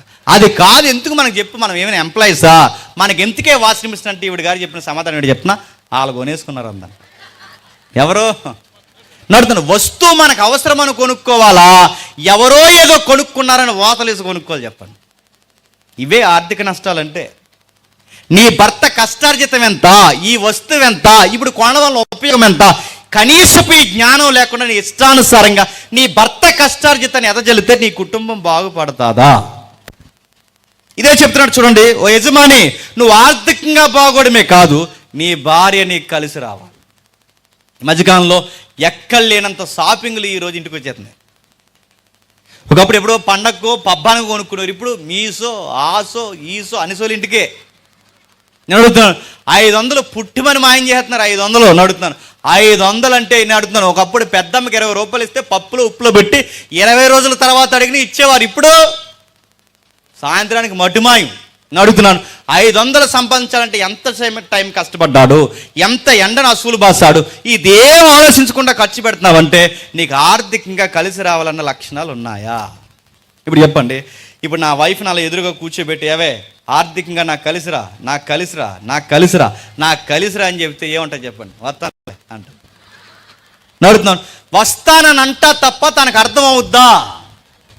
నా వైపుకి నా కష్టార్జితం అర్థం కావాలంటే నేను ఎంత క్లాస్ తీసుకున్నా, నేను ఎంత పర్సనాలిటీ డెవలప్మెంట్ క్లాసులు చెప్పినా, సైకలాజికల్గా తను ప్రిపేర్ చేసినా, నేను ఎక్కడికైనా తీసుకెళ్ళి ఒక మోతుబరులతో చెప్పించిన తన కలిసి రమ్మంటే కలిసి రాదు. తనకు అలా భర్తకి కలిసి రావాలని తనకు విలువలు ఎప్పుడు వస్తాయి తెలుసా? ఇదే సొలొమోను ఏ గ్రంథం అయితే రాశాడో, ఇదే సొలొమోను గుణవతి కోసం రాశాడు తెలుసా? చూద్దాం ఒకసారి, రండి ఒకసారి మళ్ళీ వద్దాం ఇక్కడికి. సామెతల గ్రంథం చివరి అధ్యాయం, సామెతల గ్రంథం చివరి అధ్యాయం 10వ వచనం చూడండి ఒకసారి.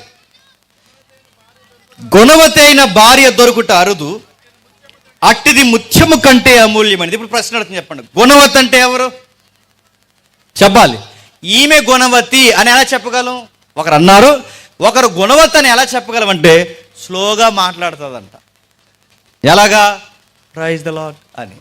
అంత లేదు, స్లోగా మాట్లాడే వాళ్ళందరూ గుణవతులు అయితే స్లోగా మాట్లాడే వాళ్ళు చాలా ప్రమాదకారులు ఉన్నారు. నేను అడుగుతున్నాను, స్లోగా మాట్లాడినంత మాత్రాన గుణవతి కాదు, ప్లెయిన్ డ్రెస్లు వేసుకున్నంత మాత్రాన గుణవతి కాదు, పక్కకు పాపిడి తీసుకున్నంత మాత్రాన గుణవతి కాదు, ఎక్కువగా ఎవరితో మాట్లాడకుండా ఉన్నంత మాత్రం, ఇవి కొలతలు కాదు గుణవతి అనడానికి. ఈమె గుణవతి అనడానికి కొలతలు ఏమన్నాయంటే సొలొమోను పెట్టాడు. ఏం కొలతలు ఉన్నాయి కింద చెప్తున్నారు చూడండి. అట్టిది ముత్యము కంటే అమూల్యమైనది, ఆమె పెనిమిటి ఆమె యందు నమ్మిక ఉంచను, అతని లాభప్రాప్తికి చెప్పండి. అది గుణవతికి ఉండే ఒక లక్షణాల్లో ఒక లక్షణం ఏంటో తెలుసా? ఫైనాన్షియల్గా ప్రాబ్లమ్స్ ఇంట్లోకి తీసుకురాదంట. తన వలన ₹1 నష్టాన్ని తీసుకురా అంటే ఈమె గుణవతి అని ఒక తల్లిని ఏలెత్తి మనం చూపించగలగాలి అంటే ఆమె వల్ల ఇంట్లో ఎలాంటి ఆర్థిక నష్టాలు ఉండవంట. అంటే గుణవతికి ఉండే లక్షణాల్లో ఒక లక్షణం ఏంటో తెలుసా? ఆర్థికంగా చాలా నమ్మకం ఉంటుంది. కళలో కూడా ఆర్థికంగా తన భర్తని చెప్పండి మోసం చేయదట. ఆర్థికంగా తన భర్తని మోసం చేయదటంటే అంత నమ్మకంగా ఉంటుంది. అందుకే ఆవిడ చెప్తున్నాడు చూడండి, ఈమె గుణవతి అనడానికి గుణవతికి ఉండే గొప్ప క్వాలిటీ తన పెనిమిటి ఆమె యందు నమ్మిక ఉంచును, తన లాభప్రాప్తికి వెలుతు కలగనివ్వదు. రెండో చెప్తున్నాడు చూడండి, ఆమె తన బ్రతుకుల దినములన్నీ అతనికి మేలే చేస్తుందని కలలో కూడా కీడు చేయదు. 15వ వచనంలో ఆమె చీకటితోనే లేచి తన ఇంటి వారందరికీ భోజనం సిద్ధపరిచి తన పనికత్తులకు చెప్పండి ఈవిడ గుణవతి అనడానికి ఒక క్వాలిటీ ఏంటి చెప్పండి? ఆర్థికంగా నమ్మకం ఉంటుంది. రెండవ క్వాలిటీ ఏంటో తెలుసా? ఎర్లీ మార్నింగ్ లేస్తుందట. నేను అడుగుతున్నాను, ఎర్లీ మార్నింగ్ లేచే వాళ్ళు ఉన్నారా ఈ అప్డేట్ కోడల్లో? ఇప్పుడు మన పెద్దవాళ్ళు, మా నాన్నమ్మ నాకు బాగా గుర్తు, ఎప్పుడో లేచి ఆ ఎర్లీ మార్నింగ్ మనం లేస్తే ఈపు మీద మమ్మల్ని వేసుకుని వాకలు ఊడిసేది. నేను అడుగుతున్నాను, ఇప్పుడు 7 మధ్యాహ్నాలు కాదు 10 అయినా లెగిస్తున్నారా? ఇక్కడ ఒక మాట రాస్తున్నాడు చూడండి, ఆమె ఎర్లీ మార్నింగ్ అంటే ఉదయాన్నే లేచి ఏం చేస్తుంది తెలుసా? తన ఇంటి వారికి వంట చేస్తుందట. అరే వాళ్ళ ఇంట్లో చాలా మంది పనులు ఉన్నారు, ఈ పనులతో వంట వండించదంట, ఆమె వండుతుందంట. ఎందుకు వండుతుందో తెలుసా? సగం రోగాలు దేనివల్ల వస్తాయి చెప్పండి? తినే తిండి సరైనది కాకపోతే వస్తాయి. ఎప్పుడు లేనన్ని క్యాన్సర్ కేసులు ఇప్పుడు పెరిగాయా లేదా? ఫాస్ట్ ఫుడ్లు, పానీపూరీలు, పాసిపోని పూరీలు తింటే వచ్చే బంపర్ ఆఫర్ లేడు చెప్పినా పోతారు త్వరగా. రైస్ని ఏపకూడదు, మళ్ళీ చెప్తున్నాను, రైస్ని ఏపకూడదు. అలాంటిది నువ్వు ఫ్రైడ్ రైస్ని ఏపుకుని తింటున్నావు అంటే కొనుక్కుని మరీ తెచ్చుకుంటున్నావు. డిసీజ్ ఏమనుకుంటున్నావో? నీకు ఇంట్లో వండి నచ్చో, నీకు రోడ్డు మీద అయినా వండేవాళ్ళు లేరు. ఇప్పుడు అడుగుతున్నాను, ఈ మధ్యకాలంలో వచ్చింది, ఒకప్పుడు జాగ్రత్తగా మన విలేజ్లో ఇప్పుడు వండుతున్నారు, దేవునికి మహిమ. కానీ ఇప్పుడు వచ్చిన కల్చర్ ఏంటో తెలుసా? ఎసరే లేదు. ఇప్పుడు కరెంటు కుక్కర్లో ఒక గ్లాసు బియ్యం వేసారట, రైస్ వేసారట, అందులో 2 గ్లాసులు నీళ్ళు వేసారట, స్విచ్ ఆన్ చేశారట, ఇది బాయిల్ అయిపోద్దట. రైస్ బాయిల్ అయిపోయిన దానికి వచ్చేటప్పుడు వీడు చెప్తుందట కర్రీ తెచ్చేయని. నేను అడుగుతున్నాను, వీడి కర్రీ పాయింట్లో 2 కర్రీ పొట్లాలు తెచ్చాడట, ఈవిడ రైస్ బాయిల్ చేసిందంట, వీళ్ళిద్దరు కలిసి తింటారట. వీళ్ళిద్దరు త్వరగా పోతారండి. మళ్ళీ చెప్తున్నాను, రైస్ కూడా వండలేకపోతున్నావంటే, ఒక రైస్ని నువ్వు వాటర్తో దాని కంటెంట్లో పెట్టలేకపోతున్నావంటే, గంజి కూడా తీయలేకపోతున్నావంటే, కోరి తెచ్చుకోవడం కదా చెప్పండి? ఏది పడితే తిని, ఎక్కడ పడితే దిగిని, ఈరోజు ఏది పడితే తిన్నంతగా వస్తున్నాయి రోగాలన్నీ. తనకు తెలుసట, నా ఇంటి యజమాని నా బిడ్డల ఆరోగ్యంతో ఉండాలి అంటే తనకు తెలిసింది తెలుసా? ఎక్కడ పడితే అక్కడ ఏది తిన్నవదట, టయానికి కావాల్సిన ఫుడ్ చెప్పండి ఆవిడే రెడీ చేస్తారు. ఇప్పుడు చెప్పండి, ఈమె గుణవతి అనడానికి ఒక క్వాలిటీ ఏంటో తెలుసా? డబ్బుల విషయంలో నమ్మకంగా ఉంటుంది. ఈమె గుణవతి అనడానికి రెండవ క్వాలిటీ ఏంటో తెలుసా? ఉదయాన్నే లేచి ఇంటికి కావాల్సిన వంట రెడీ చేస్తారు. మూడో క్వాలిటీ ఉంది. ఎందుకు చెప్తున్నాడు వినండి. మూడో క్వాలిటీ, చెప్తున్నాడు చూడండి 21వ వచనంలో, తన ఇంటి వారికి చలి తగులునని భయపడదు, ఆమె ఇంటి వారందరూ రక్తవర్ణపు వస్త్రాలు ధరించిన వారు, ఆమె పొరుపులను సిద్ధపరచుకున్న. బాగా వినాలి, గుణవతుకుండే మూడో క్వాలిటీ జాగ్రత్తగా వినాలి. ఒకటి, డబ్బుల్లో నమ్మకం ఉంటుంది. 2, మంచి వంటని ఇంటి వారికి చేసి పెడుతుంది. మూడోది ఏంటో తెలుసా? తన ఇంటిని చాలా శుభ్రంగా ఉంచుకుంటుంది. నిద్రపోయే బెత్తలు ఏవైతున్నావో చాలా శుభ్రంగా ఉంచుతుందట. మనం చాలా చేసే తప్పుల్లో ఒక తప్పు ఏంటి చెప్పిన? తలగాడ కవర్లు కూడా ఉతకమ్మా. నిజానికి తలగాడ కవర్లు బాగా వినండి, వారానికి, 2 వారాలకు, 3 వారాలకు ఉతకాలి. సంవత్సరమైన ఉతకరు. చర్మ వేదలు ఎలా అవుతాయి చెప్పిన? నీ అదవ కొంపే నీకు వస్తుంది. మళ్ళీ శుద్ధి శుభ్రం ఉండాలి. చాలా మందికి ఉండే జబ్బు ఏంటి తెలుసా? వాళ్ళకి ఒళ్ళు శుభ్రం ఉంటేనేమో చెప్పండి ఇల్లు శుభ్రం ఉండదు, ఇల్లు శుభ్రం ఉంటేనేమో పెద్దోళ్ళు సామెత చెప్పినా ఇల్లును చూసి చెప్పండి అనొచ్చట. నడుతున్నాను, ఈవిడ గారి దగ్గరికి వెళ్ళిన తర్వాత సోఫా సెట్లో కూర్చుంటే చాలు ఈవిడ గారి కాపురం ఎలా ఉందో మనకు అర్థమైపోతుంది. గుమ్మం ఇలా తొక్కితే చాలు ఈవిడికి ఎంత శుద్ధి శుభ్రం, ఆ గొచ్చు చూస్తే అర్థమవుద్ది. నేను అడుగుతున్నాను, నీ ఇంట్లో ఉన్న వస్తువులు గ్లాస్తో నీళ్ళు తాగితే మొన్న టీ కొంపు గ్లాస్కి వస్తుందంటే అమ్మగారికి ఎంత శుభ్రమో.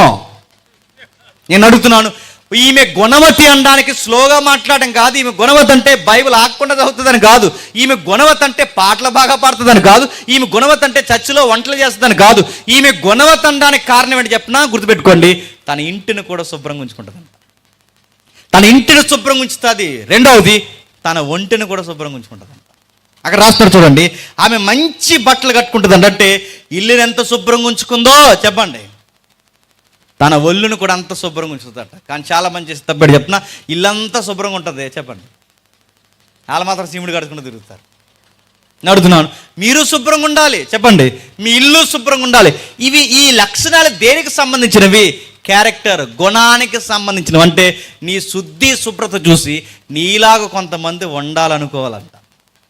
ఇవి ఎవరికి వస్తాయి? ఇంకా కిందకి చెప్తున్నాడు చూడండి, 26వ వచనంలో, జ్ఞానము కలిగి తన నోరు తెరుస్తుందట, కృపగల ఉపదేశం బోధిస్తుందట, ఆమె తన ఇంటి వారి నడతల్ని బాగుగా.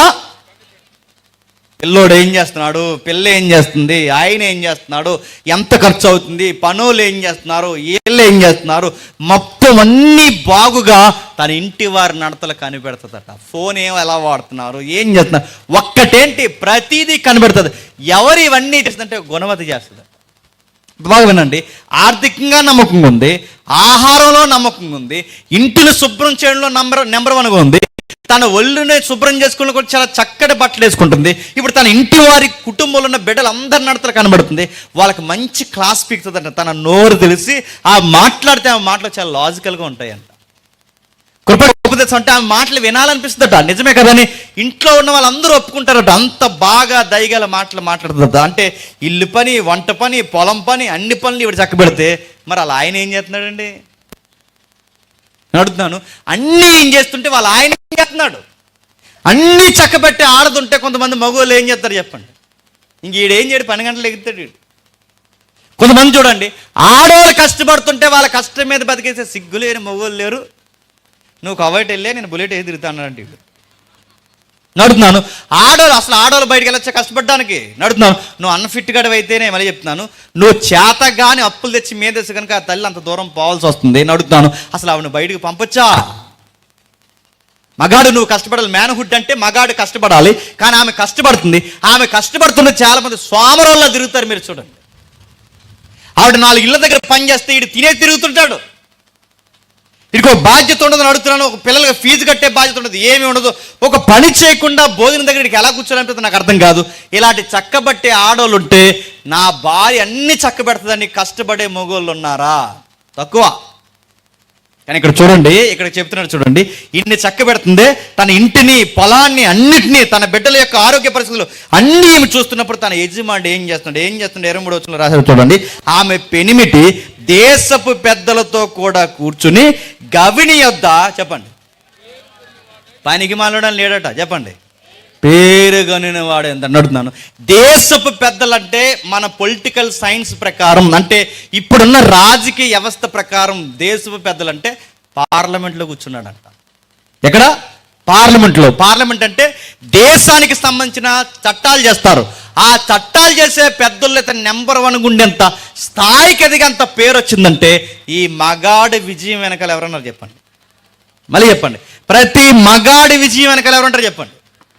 మూడోసారి చెప్పండి. ప్రతి మగాడి విజయం వెనకాల ఎవరుంటారు చెప్పండి? మీ బంధు ఉంటుంది. ఆడవాళ్ళు ఉన్న వాళ్ళందరూ విజయాలు చదివితే అందరం పార్లమెంట్లో ఉన్నావా? అడుగుతున్నాను. ఆడవాళ్ళందరూ బాగుండండి. ఆడవాళ్ళు ఉన్న వారందరూ విజయాలు సాధించారు. మరి ఎవరు? ఆడవాళ్ళలో గుణవతులు ఎవరైతే ఉంటారో చెప్పండి, ఆ యజమానుడు విజయం సాధిస్తారు. అంటే ప్రతి మగాడి విజయం వెనకాల, సామెత మార్చండి, ప్రతి మగాడి విజయం వెనకాల చెప్పండి గుణవత్తైన స్త్రీ ఉంటారు. అందుకే చూడండి, ఈ గుణవత్తైన స్త్రీ ఆమె ఉంది కనుక ఇన్ని గుణగణాలు ఆవిడకి ఎవరు చెప్పారు? ఆమెకి వాళ్ళ అమ్మ చెప్పిందా? ఇన్ని గుణగణాలు ఆమెకి ఎలా వచ్చాయి? ఎక్కడైనా వెళ్ళి ప్రైవేట్లో నేర్చుకుందా? తనకు ఎలా వచ్చాయి? ఇన్ని గుణగణాలు తనకి ఎలా వచ్చాయి చెప్తున్నా చూడండి. 30వ వచనంలో అందము మోసకరము, సౌందర్యమర్థము, యెహోవా యందలి భయభక్తులు కలిగిన స్త్రీ. ఇప్పుడు చెప్పండి, ఈమెకి ఈ భయభక్తులు అంటే యెహోవా యందలి భయభక్తులే చెప్పండి తన గుణవతిగా మార్చేసి. ఇప్పుడు చెప్పండి, 128వ కీర్తనలో నీ భార్య ఫలించు ద్రాక్ష వల్ల అవ్వాలి అంటే నీ భార్యకి ఏముండాలి చెప్పు? యెహోవా యందలి భయభక్తులు ఉండాలి. ఆమెకు ఆ భయభక్తులు లేకుండా నా ఎదురుగా కూర్చోబెట్టి నా కలిసి రాదు. ఆమె నాకు కలిసి రావాలి అంటే నా కష్టాన్ని అర్థం చేసుకోవాలి, నా బిడ్డలను అర్థం చేసుకోవాలి, నా కష్టార్జితాన్ని అర్థం చేసుకోవాలి, నా జీవితాన్ని, నా ఆరోగ్యాన్ని అర్థం చేసుకోవాలి, నా యొక్క బాధల్లో ప్రతి విషయంలో సంతోషంలో కలిసి రావాలి. ఇంత గుణగణాలు తనకు అర్థం కావాలి అంటే నా భార్యకి భయభక్తులు ఉండాలి. యెహోవా యందలి భయభక్తులు ఎప్పుడైతే ఉంటాయో ఆమె లోగిట ఫలించు ద్రాక్ష వల్ల అవుతుంది. ఇప్పుడు చెప్పండి, 128వ కీర్తన 60 ఏళ్ళు ఈ భూమి మీద నువ్వు బ్రతకాలి ఏంటో మానవుడా, నీ ఆర్థిక కష్టం వెనకాల దేవుడు ఉండాలి. రెండవది, నీ లోగిట భార్య కూడా చెప్పండి దేవుడి ఎల్ల భయభక్తులు ఉండాలి. మూడోది, జాగ్రత్తగా ముగిద్దాం. మూడోది, నీ పిల్లలు నీకు కలిసి రావాలి. కందిరేగలు కలిసి రారు. నేను అడుగుతున్నాను, భర్త బాగానే ఉన్నాడు చెప్పండి, భార్య బాగానే ఉంది. ఇప్పుడు ప్రమాదం ఎవరితో?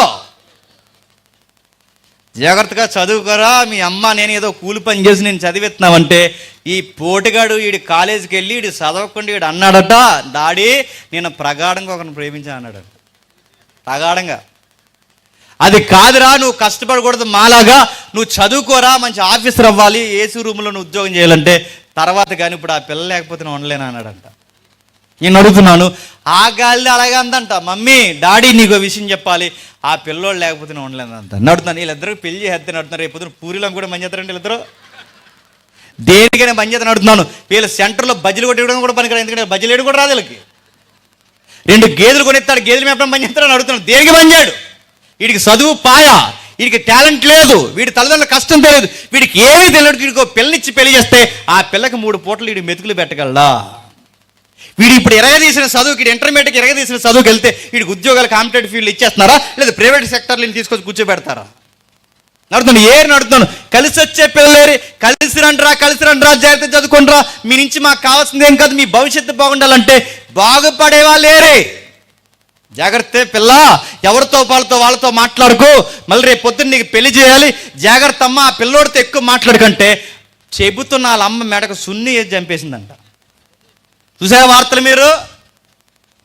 డబ్బులు ఇవ్వలేదని వాళ్ళ నాన్న గుండెల మీద తని చంపేశాడు ఒక కొడుకు. ఎదుగొచ్చిన కూతుర్లు కొడుకులు ఈరోజు మీరు చూడండి, 18 ఏళ్ళు దాటేసరికి 19 ఏళ్ళు వచ్చేసరికి ఎదుగొచ్చిన కూతుర్లు కొడుకులు కలిసి తల్లిదండ్రుల మీద కేసులు పెడుతున్నారు. కలిసి వచ్చే ఒలివ మొక్కల్లో ఉండాలని, అంటే మన బిడ్డలు భోజనం వాళ్ళ దగ్గర మనం కలిసి వచ్చే ఒలివ మొక్కల్లో ఉండాలని వాక్యం చెప్తే వీళ్ళ ఒలివ మొక్కల్లో లేరు. చెప్పండి, గంజాయి మొక్కల్లో ఉన్నారు. కలిసి వచ్చే మొక్కలే నడుతున్నాను, కలిసి వచ్చే ఒలివ మొక్కలేవి. చదువుకోరంటే చదువుకోరు, టాలెంట్ ఏదైనా సంపాదించరు. అది కాదని నాకు కష్టం చేసిన చూడంటే ఆడికి బుర్రకెక్కదు. ఏదైనా చెప్తే ఆ ఎర్రికెక్కలే మదసే అంటుంటాడు, నడుతున్నాడు. నీకు ఏం తెలుసు, లింగులు 10th పాస్ అయిపోయి కరోనా వాళ్ళు, లేదా అది కూడా పాస్ అయిపోయి నడుతున్నాను. దీనివల్ల నడుతున్నాను, దేనికి పనికి రాడు. ఇప్పుడు కలిసి అంటే 30 ఏళ్ళు 35 ఏళ్ళు తండ్రి దగ్గర కూర్చుని ఆ భోజనం వాళ్ళ దగ్గర అలా కూర్చుని తింటున్నామంటే, కూర్చుని తింటే పెద్దల సామెతలు చెప్పారు, కొండలైనా కరిగిపోవా. ఒక మగపిల్లోడు 21 సంవత్సరాలు దాటి అంటే డిగ్రీ అయిపోవాలి, 21 సంవత్సరాలు దాటితే అప్పటికైనా ఉద్యోగం కొట్టాలి, లేదా సంపాదించి ఏదో ఒక మార్గంలో ఉండాలి. ఇదేమీ చేయకుండా 30 ఏళ్ళు ఇంకా ఇంట్లో కూర్చుని నాన్న కష్టం మీద ఆధారపడుతున్నావంటే నీ కుటుంబం బాగుపడుతుంది అనుకుంటున్నావు, నువ్వు స్థిరపడతావు అనుకుంటున్నావా?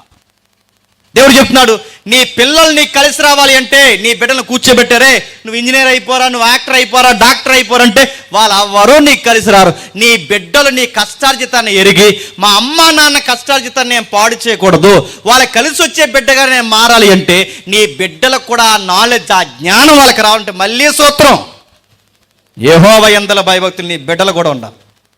నీ భార్యకి యెహోవా యందల భయభక్తులు, నీ భార్య నీకు ఎలాగైతే కలిసి వచ్చిందో నీ బిడ్డలకు కూడా యెహోవా యందల భయభక్తులు ఉంటే, చెప్పండి, అమ్మ నాన్నకి కలిసి రావాలని ఒక భయం ఉంటుంది. నీ ముందుంటే నిన్ను బట్టి వాళ్ళ భయభక్తులు కలిగి ఉన్నారు, నువ్వు లేకపోయినా కానీ వాళ్ళ భయభక్తులు కలిగి ఉండాలంటే వాళ్ళు ఎక్కడున్నా ఎవరు చూస్తున్నారన్న భయం ఉండాలి. చెప్పండి, వాళ్ళకి దేవుడు చూస్తున్నారన్న భయం ఉండాలి. అందుకే నీ బిడ్డలు నీ భోజనం వాళ్ళ దగ్గర ఒలివ మొక్కలు అవ్వాలి. కొంతమంది కూరగాయలు చేసే పని ఏంటి తెలుసా? తినే కంచం విసిరేస్తారండి ఇలాగ. వాళ్ళ అమ్మని అన్నాడట, ఎవడనమన్నాడు ఈ కూర నేను తిన్ను అన్నాడట. మళ్ళీ అడిగాడట, నీ సారి తిన్నా అన్నాడు. నడుతున్నాను, అయ్యో అనమన్నాడు. ఎవడనమంటే నువ్వు కష్టపడు, రోజుకి 10 రూపాయలదే మీ అమ్మాయి కక్క ముక్క డొక్క వండుతుంది నీకు, నువ్వేమి ఇదావు, సారి ఎవడ గాయమన్నాడు, ఈ కూర ఎవడనమన్నాడు. కంచాల కూరలు ఇసిరే కొడుకులు లేరు, నడుతున్నాడు. కంచాల కూరలు ఇసిరేస్తే కొడుకులు ఉన్నారు, నడుతున్నాడు. నీకు ఇసిరేస్తే రైటే ఉంది, నీకు గంజి ఎక్కువ రయ్యా ఏమనుకుంటున్నావు, నువ్వు ఇంకా రూపాయి సంపాదించడానికి దమ్మిడే లేదు, పైకి కూర ఎవడన్నా మీ అయ్యో వండమన్నాడు. మళ్ళీ చెప్తున్నాను, నీ నాన్నను ఆయన కష్టపడిన ఆయన నచ్చింది వండమన్నాడు కనుక ఆయన నచ్చింది వండుతుంది, నీకేం రైట్ ఉంది? ఇంకా నీకు 30 ఏళ్ళు వచ్చినా పెడతారంటే గ్రేట్, గుర్తుపెట్టుకో. కలిసి వచ్చే కూతుర్లు ఉన్నారని అడుగుతున్నాను, కలిసి వచ్చే కూతుర్లు పెద్ద హీరోయిన్ల ఫీల్ అవుతున్నారు ఈ మధ్య కొంతమంది. ఏమనంటే మళ్ళీ ఏర్పడిన కూడా మహిళా సంఘాలు నడుతున్నాను. వీళ్ళకి కొంతమంది ఒకరిని చూసి ఒకరు వార్తలు కూడా, ఇంటి పని నేర్చుకో అమ్మ, రేపు పొద్దున నేను ఎవరింటికైనా ఇస్తే ఎవరి పిల్లల్ని అడుగుతారు, ఇంటి పనులు నేర్చుకో, మళ్ళీ ఆడు చేసినాడు కదా ఏదో వండాలి, నువ్వు ఏదో పని నేర్చుకోవంటే ఇవాడు అందట నేర్చుకుంటానులే అన్నాడు. 10 గంటలకు లేచి కొంతమంది పిల్లలు, అందరు కాదు కొంతమంది 10 గంటలు లేచి మమ్మీ బెడ్ కాఫీ అన్నాడు. బెడ్ కాఫీ అంటే పాస్మకంతో తాగాడు, పొలుగడకుండా. పాస్మకంతో టీ కాఫీలు తాగితే పళ్ళు ఏమవుతాయి చెప్పండి, కారపళ్ళు అయిపోతాయని అడుగుతున్నాను. ఇది ఫ్యాషన్ అనుకోకండి. మీరు ఏదో సీరియల్ సినిమాల్లో చూసి ఇలా బెడ్ మీద లేచి బెడ్ కాఫీ అన్నారంటే మళ్ళీ చెప్తున్నాను, త్వరగా పళ్ళు ఊడిపోతాయి. కష్టపడండి, లేచి కాలేజీ నుంచి వచ్చి ఆ బ్యాగ్ పక్కన పడి, స్కూల్ నుంచి వచ్చి ఆ బ్యాగ్ పక్కన 2 పనులు నేర్చుకుంటే ఈ 10th పాస్ నీ పిల్లందంట, ఏంటి నేను గిన్నెలు కడగాల సెట్ అందంట. గిన్నెలు కడగదంట. అడుగుతున్నాను, నువ్వు ఇప్పుడు గిన్నె కడగకపోతే రేపు పొద్దున్న నేను ఎవడో ఇంటికి ఇచ్చి పెళ్లి చేస్తే నిన్ను అడుగుతారు, ఎవరింటికి ఇచ్చి పెళ్లి చేస్తే నీకు ఏ పని రాకపోతే నేను అడుగుతున్నాను, ఎవరిని అంటారు చెప్పండి? నేను కన్నా తల్లిదండ్రులు అంటారు. వీళ్ళు ఏమంటారంటే రేపు పొద్దున అడిగి ఎలా వండుతావంటే యూట్యూబ్లో చూసి వండుతుందట. ఎందులో? యూట్యూబ్లో చూసి, గూగుల్లో చూసి. అంటే ఇప్పుడు ఈ ప్రయోగాలన్నీ ఎవడ మీద చేద్దామని, ఎవడా బాధితుడు? నేను అడుగుతున్నాను. అందుకే నేర్చుకోండి. మీ పిల్లలు మీకు కలిసి రావాలంటే కూర్చోబెట్టండి సండే స్కూల్లో. మీ పిల్లలు మీకు కలిసి కూర్చోబెట్టిన యూత్ మీట్లలో మీ పిల్లలు కలిసి రండి. ఇలాంటి సభలకు తీసుకొచ్చి కూర్చోబెట్టిన. ఒకవేళ మీ పిల్లలు కనుక వయసుకు వచ్చిన మీ పిల్లలు ఈ సభలో లేకపోతే అలాంటి పిల్లల్ని కానీ మీకు పెంచడం రాలేదని ఒప్పుకోండి. ఎందుకంటే ఇంత వాక్యం వినబడుతున్నప్పుడు అలా ఏం చేస్తారు? ఇంటి దగ్గర మొబైల్ నొక్కుతున్నారా? వాళ్ళు ఏం చేస్తున్నారు? ఎక్కడున్నారా వాళ్ళు? నీ పిల్లలు నీ మాట ఎందుకంటలేదు తెలుసా? వాళ్ళకి దేవుడి భయం నేర్పించలేదు. నువ్వు వాళ్ళకి బట్టలు కొనడం నేర్పించావు, వాళ్ళకి తిండి వండడం నేర్పించావు, అన్నీ నేర్పించావు. ఇలాంటి సభ ఒకటి జరుగుతున్నప్పుడు ఏరి నీ బిడ్డలేరి. ఒకవేళ ఈ బిడ్డలు కనుక నీకు ఎక్కడే ఉంటే వాళ్ళకి చెప్పరే, యెహోవా యందు భయభక్తులు ఉంటేనే సక్సెస్ అనేది వెనకాల వస్తుందంటరా. నువ్వు చదివిన చదువైనా ఉద్యోగమైనా నీకు ఏది కలిసి రావాలన్నా గుర్తుపెట్టుకోరా, ఇదిగో దేవుడు దయ ఉండాలంటారా, కాస్త భక్తి నేర్చుకోరా అని చెప్పు. ప్రార్థన చేయకపోతే అన్నం పెట్టనని చెప్పు. ప్రార్థన చేసుకోకుండా ఇంట్లోకి రావద్దని చెప్పు. బైబిల్ చదవకుండా రే నీ గంజి కూడా ఇవ్వనని చెప్పి ఈ భయభక్తులు ఎప్పుడైతే నేర్పిస్తావో వాడికి ఇప్పుడు టార్చర్లా ఉంటుంది. కానీ రేపు పొద్దున ఎదిగిన తర్వాత చెప్పండి, ఆ రోజు మా అమ్మ నాన్న నేర్పించిన భక్తే ఈరోజు నాకు దీవెనకరంగా మారిందని ఆ రోజు వాడికి అర్థమవుతుంది. అందుకే చెప్తున్నాడు చూడండి, నువ్వు ఆర్థికంగా బాగుండాలి 2, నీ భార్య నీకు కలిసి రావాలి 3, నీ బిడ్డలు నీకు కలిసి రావాలి. ఈ 3 జరగాలంటే నీకు భయభక్తులు ఉండాలి చెప్పండి, నీ భార్యకి భయభక్తులు ఉండాలి చెప్పండి, నీ పిల్లలకి యెహోవా యందు భయభక్తులు. ఇప్పుడు 4వది నేను ముగిస్తున్నాను. 4వది 6వ వచనం చదవండి ఒకసారి. నీ పిల్లలను చూసి నీ పిల్లలను చూడాలని అడుగుతున్నాను. పిల్లలంటే నా పిల్లని నా మనవడిని మనవరాలను చూసేంతకాలం బతకాలంట. అంత సీన్ ఉందా మనకి? ఒకప్పుడు పెద్దమ్మలు పెదనాళ్ళు 3 పిల్లలు కలిసిన బంతుల్లో ఉండేవారు. ఇప్పుడు పెళ్ళి ఒకనే అంత ట్యాంకులు. ఇప్పుడు పొరగాడికి అడుగుతాను, పనికి తగ్గ తిండి, తిండికి తగ్గ పని ఉండేది. ఒకప్పుడు ఎంత పని చేశారో అంత తిండి తినేవారు. ఇప్పుడు చెప్పండి, తిండి ఎక్కువ చెప్పండి, కష్టం తక్కువ, ఏమంత చెప్పండి. అడుగుతున్నాను, ఇప్పుడే ఈడు ప్రెగ్నెంట్లా నల్లా పోతున్నాడు, రేపు పొద్దున్న అడుగుతున్నాను, ఈడు పెళ్లి చేసుకున్న తర్వాత ఆ పిల్లను పోషించగలడా? సగం రోగాలు దేనివల్ల వస్తాయి చెప్పనా? చెప్పండి. ట్యాంక్ వల్ల వస్తాయి. పొట్ట పెరిగిందంట దేనికి గుర్తో చెప్పనా? త్వరలో నీకు బంపర్ ఆఫర్లు ఉన్నాయి, తగ్గించు. అర్థంలో చూసుకుంటున్నా లేదు ఈ మధ్య తగ్గింది. నేను సీరియస్గా చెప్తున్నాను. నడుతున్నాను ఏది బారెడి కాలం నడుతున్నాను. కలుషితం అయిపోయింది వాతావరణం మొత్తం. బారెడి కాలం 80 ఏళ్ళు బ్రతకాల్సిన వారు మనవరాలను చూసేంతకాలం బ్రతకాల్సిన ఏరి చెప్పండి. తుమ్మితే రోగం, దగ్గితే రోగం, బయటికి వెళ్తే రోగం, సేకండ్ ఇస్తే రోగం, కాయగూరలు కల్తీ, పాలు కల్తీ, కోడిగుడ్లు కల్తీ, నూనె కల్తీ. చూడండి ఎక్కడ చూడండి అంత బ్లాక్ మార్కెట్ పెరిగిపోయింది. ఎక్కడ చూడండి బారెడ కాలం బతికేంత బతుకులు ఇప్పుడు ఉన్నాయా? కానీ గుర్తుపెట్టుకోండి, చాలామంది ఏమనుకున్నారంటే కాలం బ్రతకాలంటే కొంతమంది సూత్రాలు చెప్పారు. ఏం చెప్పారు చెప్పిన? మొలకెత్తిన ఇత్తనాలు తినమన్నారు. ఏ ఇత్తనాలట? మొలకెత్తిన ఇత్తనాలు తింటే బతికేస్తంటే ప్రతి ఒక్కడు మొలకెత్తిన ఇత్తనాలు తిని బతికేస్తారు. ఈ మధ్య కరెంట్ న్యూస్ ఏంటి చెప్పిన? మొలకెత్తిన ఇత్తనాలు తిన్నందుకే గ్యాస్ ఎక్కువైపోయి చచ్చిపోయాడట. మొలకెత్తిన ఇత్తనాలు తినేందుకు బతికారు అయ్యా, గుర్తుపెట్టుకో. మరికొంతమంది ఏమన్నట్టే లేదు గోధుమ గడ్డితో సారెట్టుకోవాలట. నడుతున్నాను గడ్డి తింటే బతికేస్తాంటే మనకన్నా ఎక్కువ గడ్డి తినేయండి చెప్పండి. అవి మనకన్నా ఎక్కువ బాగా అవుతున్నాయా? అయ్యే చచ్చిపోతున్నాయి గడ్డి తిని. అంటే మనం తినే తిండిని బట్టి బతకం, గుర్తుపెట్టుకో.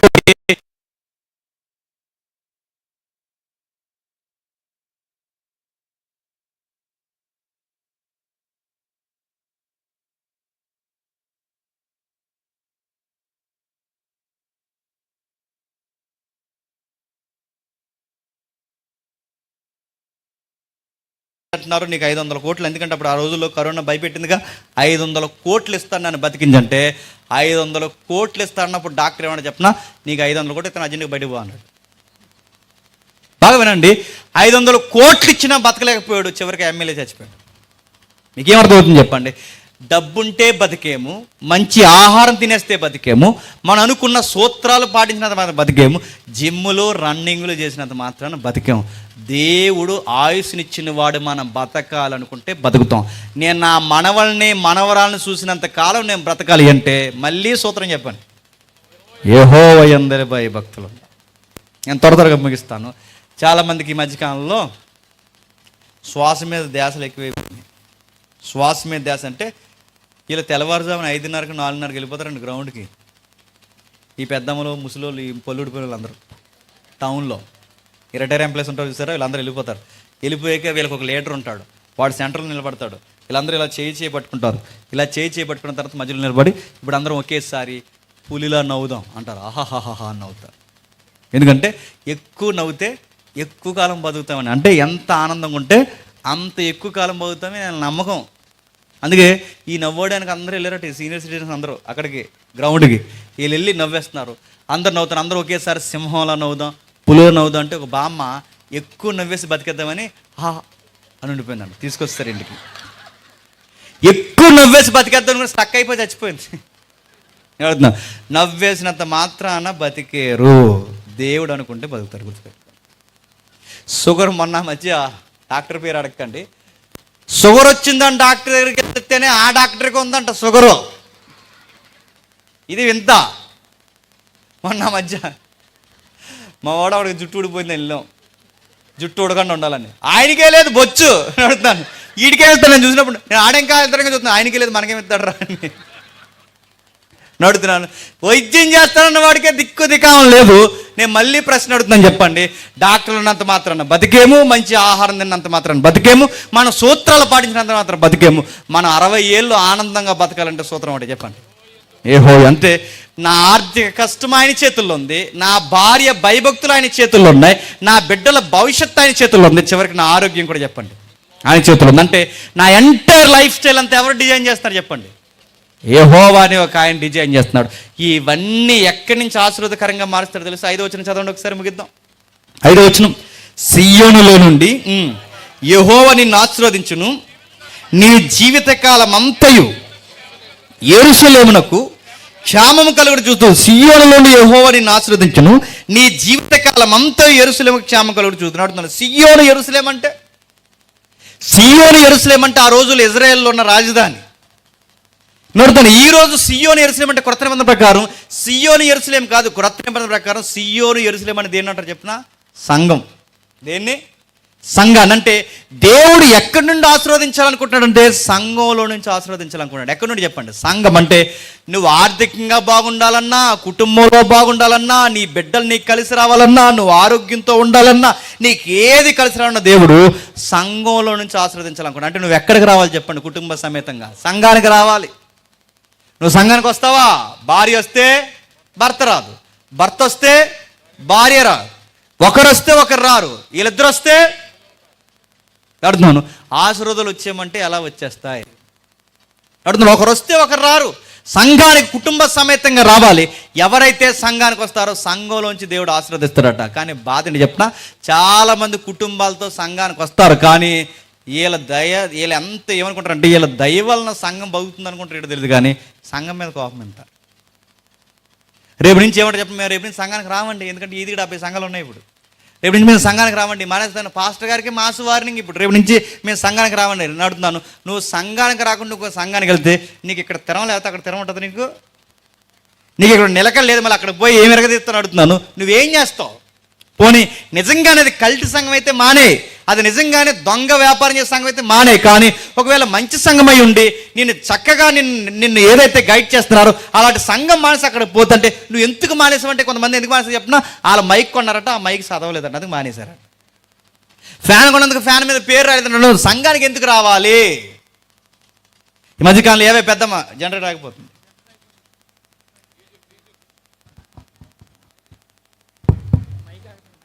మైక్ ఆగ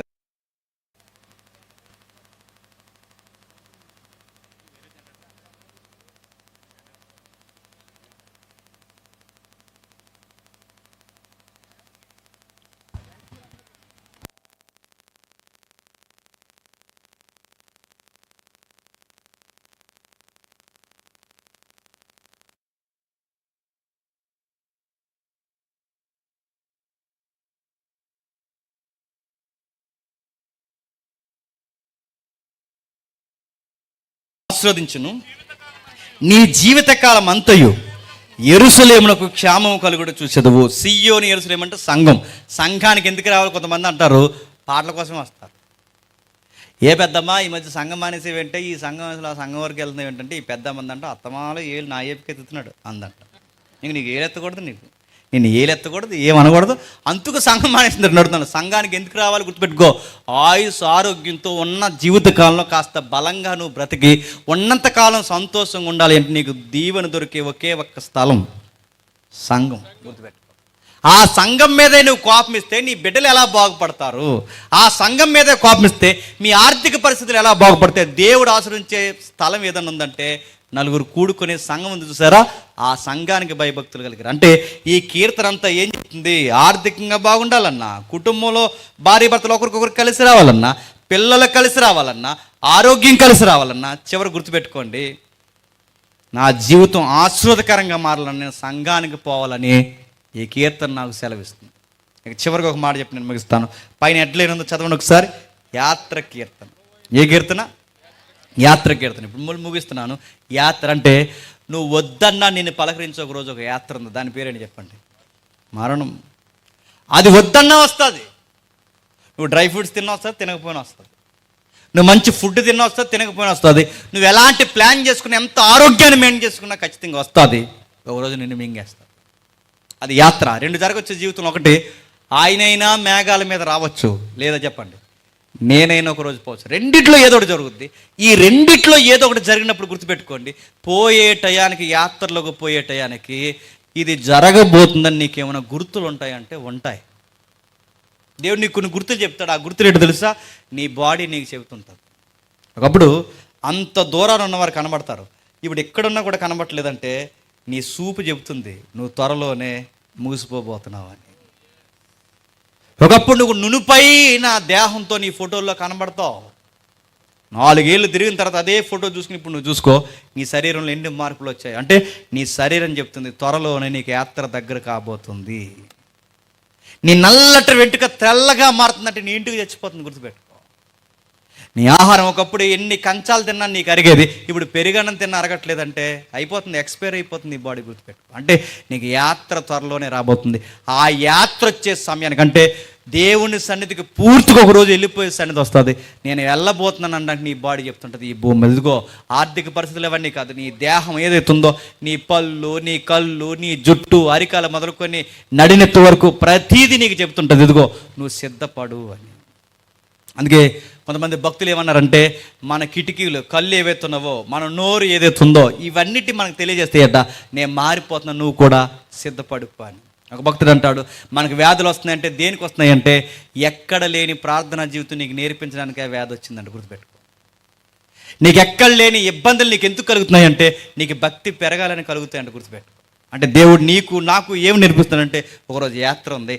ఆ యాత్ర వెళ్ళిపోయే సమయానికి భూమి మీద ఉన్నంతకాలం ఆనందంగా బంతుల్లో బతికి జీవితాన్ని ఆనందంగా ముగించుకుని వెళ్ళిపోవాలంటే దానికి సూత్రం ఒకటే, యెహోవా యందలి భయభక్తులు. నేను చివరిగా ముగిస్తున్నాను. దీన్నే కొండ మీద ప్రసంగంలో ఇంత కీర్తనని ఒక లైన్లో చెప్పాడు ప్రభువైన యేసుక్రీస్తు వారు. చూద్దాం ఒకసారి, చూడండి ఒకసారి ముగిద్దాం. మత్తయి సువార్త 5వ అధ్యాయం, మత్తయి సువార్త 5వ అధ్యాయం, మత్తయి సువార్త 6వ అధ్యాయం, మత్తయి సువార్త 6వ అధ్యాయం 30 వచనం, 37 చదువుదాం. 37 వచనం. కాబట్టి ఏమి తిందుమో, ఏమి త్రాగదుమో, ఏమి ధరించుకుందామని చింతింపకుడి, అన్యజనులు వీటన్నిటి విషయమై విచారింతురు. ఇవన్నీ మీకు కావాలని మీ పరలోకపు తండ్రికి తెలియను. కాబట్టి మీరు ఆయన రాజ్యమును చెప్పండి, నీతిని మొదట ముందు ఆయన నీతి అంటే ఆయన భయభక్తులు ఏంటో తెలుసుకోండి, ఆయన రాజ్యం ఏంటో తెలుసుకోండి. అంటే ఆయన రాజ్యాన్ని, నీతిని ఎదిగితే నీకు కావలసినవన్నీ అనుగ్రహిస్తాడు. ఏం అనుగ్రహిస్తాడు చెప్పండి? నీకు తిండి కావాలా ఆయన ఇస్తాడు, నీకు బట్ట కావాలా ఆయన ఇస్తాడు, నీకు ఇల్లు కావాలా ఆయన ఇస్తాడు, వాకులు కావాలా ఆయన ఇస్తాడు. అంటే నీకు కావలసినవన్నీ ఆయన సమకూర్చాలంటే సూత్రం ఒకటే చెప్పండి, యెహోవా యందు భయభక్తులు. సూత్రం ఒకటే, ఆయన రాజ్యాన్ని చెప్పండి, నీతిని ఎదగాలి. నేను ముగించే ముందు ఒక ఉదాహరణ చెప్తాను. ఆయన రాజ్యాన్ని, నీతిని ఎదిగితే అంత బంతుల్లాగా ఆయన పోషిస్తాడంటే పోషిస్తాడు. ఉదాహరణ ఒకటి చెప్తాడు, ఆ కిందికే మీరు ఇంటికి వెళ్ళిన తర్వాత చదవండి. ఆ పై వచనాల్లో ఆకాశ పక్షులను చూడండి, చెప్పండి, ఆ విత్తవు, కోయవు, కోట్లలో కూర్చుకొనవు. ఆ విత్తవు, కోయవు, కానీ టయానికి ఆయన చెప్పిన టైంకి కష్టపడతాయి. ఆ కష్టాల జీతాన్ని ఆశీర్వాదకరంగా వాటికి మారుస్తాడు. నేను చూడండి, పక్షుల జీవితం మన జీవితం, జంతువుల జీవితం మన జీవితం ఒకటే అంటే సేమ్ ఒకటే, కాకపోతే ఆధార్ కార్డులు ఉండవు అంతే. వాటికి సేమ్ లైఫ్ స్టైల్ ఒకటే. అందుకే చూడండి, ఈ గూటి పక్షి ఆ గూటికి వెళ్తుందా, ఆ గూటి పక్షి ఈ గూటికి వస్తుందా? అక్కడ వరకు ఎందుకు? ఆ వీధిలో ఉన్న కుక్క ఈ వీధిలోకి వస్తుందా? అక్కడ వరకు చాకపోతే ఎందుకు? దాని పంచాయతీ అక్కడ వరకు దానికి తెలుసు, దాని మండలం అక్కడ వరకు ఉంది. అంటే వాటికి పంచాయతీ తెలుసు, వాటి గూడెట్టు తెలుసు, వాళ్ళ యొక్క తాలూకా చుట్టాలు ఎవరు వాటికి తెలుసా తెలీదా? వాడికి అన్నీ తెలుసు. అంటే సేమ్ సోషల్ లైఫ్ వాటికి ఉంది. కానీ గుర్తుపెట్టుకోండి, అవి ఇదే సమాజం మీద ఈ భూమి మీద బతుకుతున్నాయి. ఇదే సమాజంలో ఈ భూమి మీద చెప్పండి మనం బతుకుతున్నాం. అవి బంతుల్లో బతుకుతున్నాయి ఏ ఉద్యోగం చేయకుండా. మనము ఇన్ని ఉద్యోగాలు చేసినా కొట్టి చచ్చిపోతున్నాం మనం. అందుకే యేసుప్రభువు అన్నారు, ఆ జంతువులను చూడండి, ఆకాశ పక్షులను చూడండి, వాటిని పోషిస్తున్నా నేను. చెప్పండి, మిమ్మల్ని కూడా పోషిస్తాను. ఎలా పోషిస్తా ప్రభు అంటే ఒక మాట చెప్పాడు వినండి. వాటిని పోషిస్తున్నాడు, నిజంగా దేవుడే వాటిని పోషిస్తున్నాడు అంటే దేవుడే పోషిస్తున్నాడు. ఉదాహరణ చెప్తాను వినండి.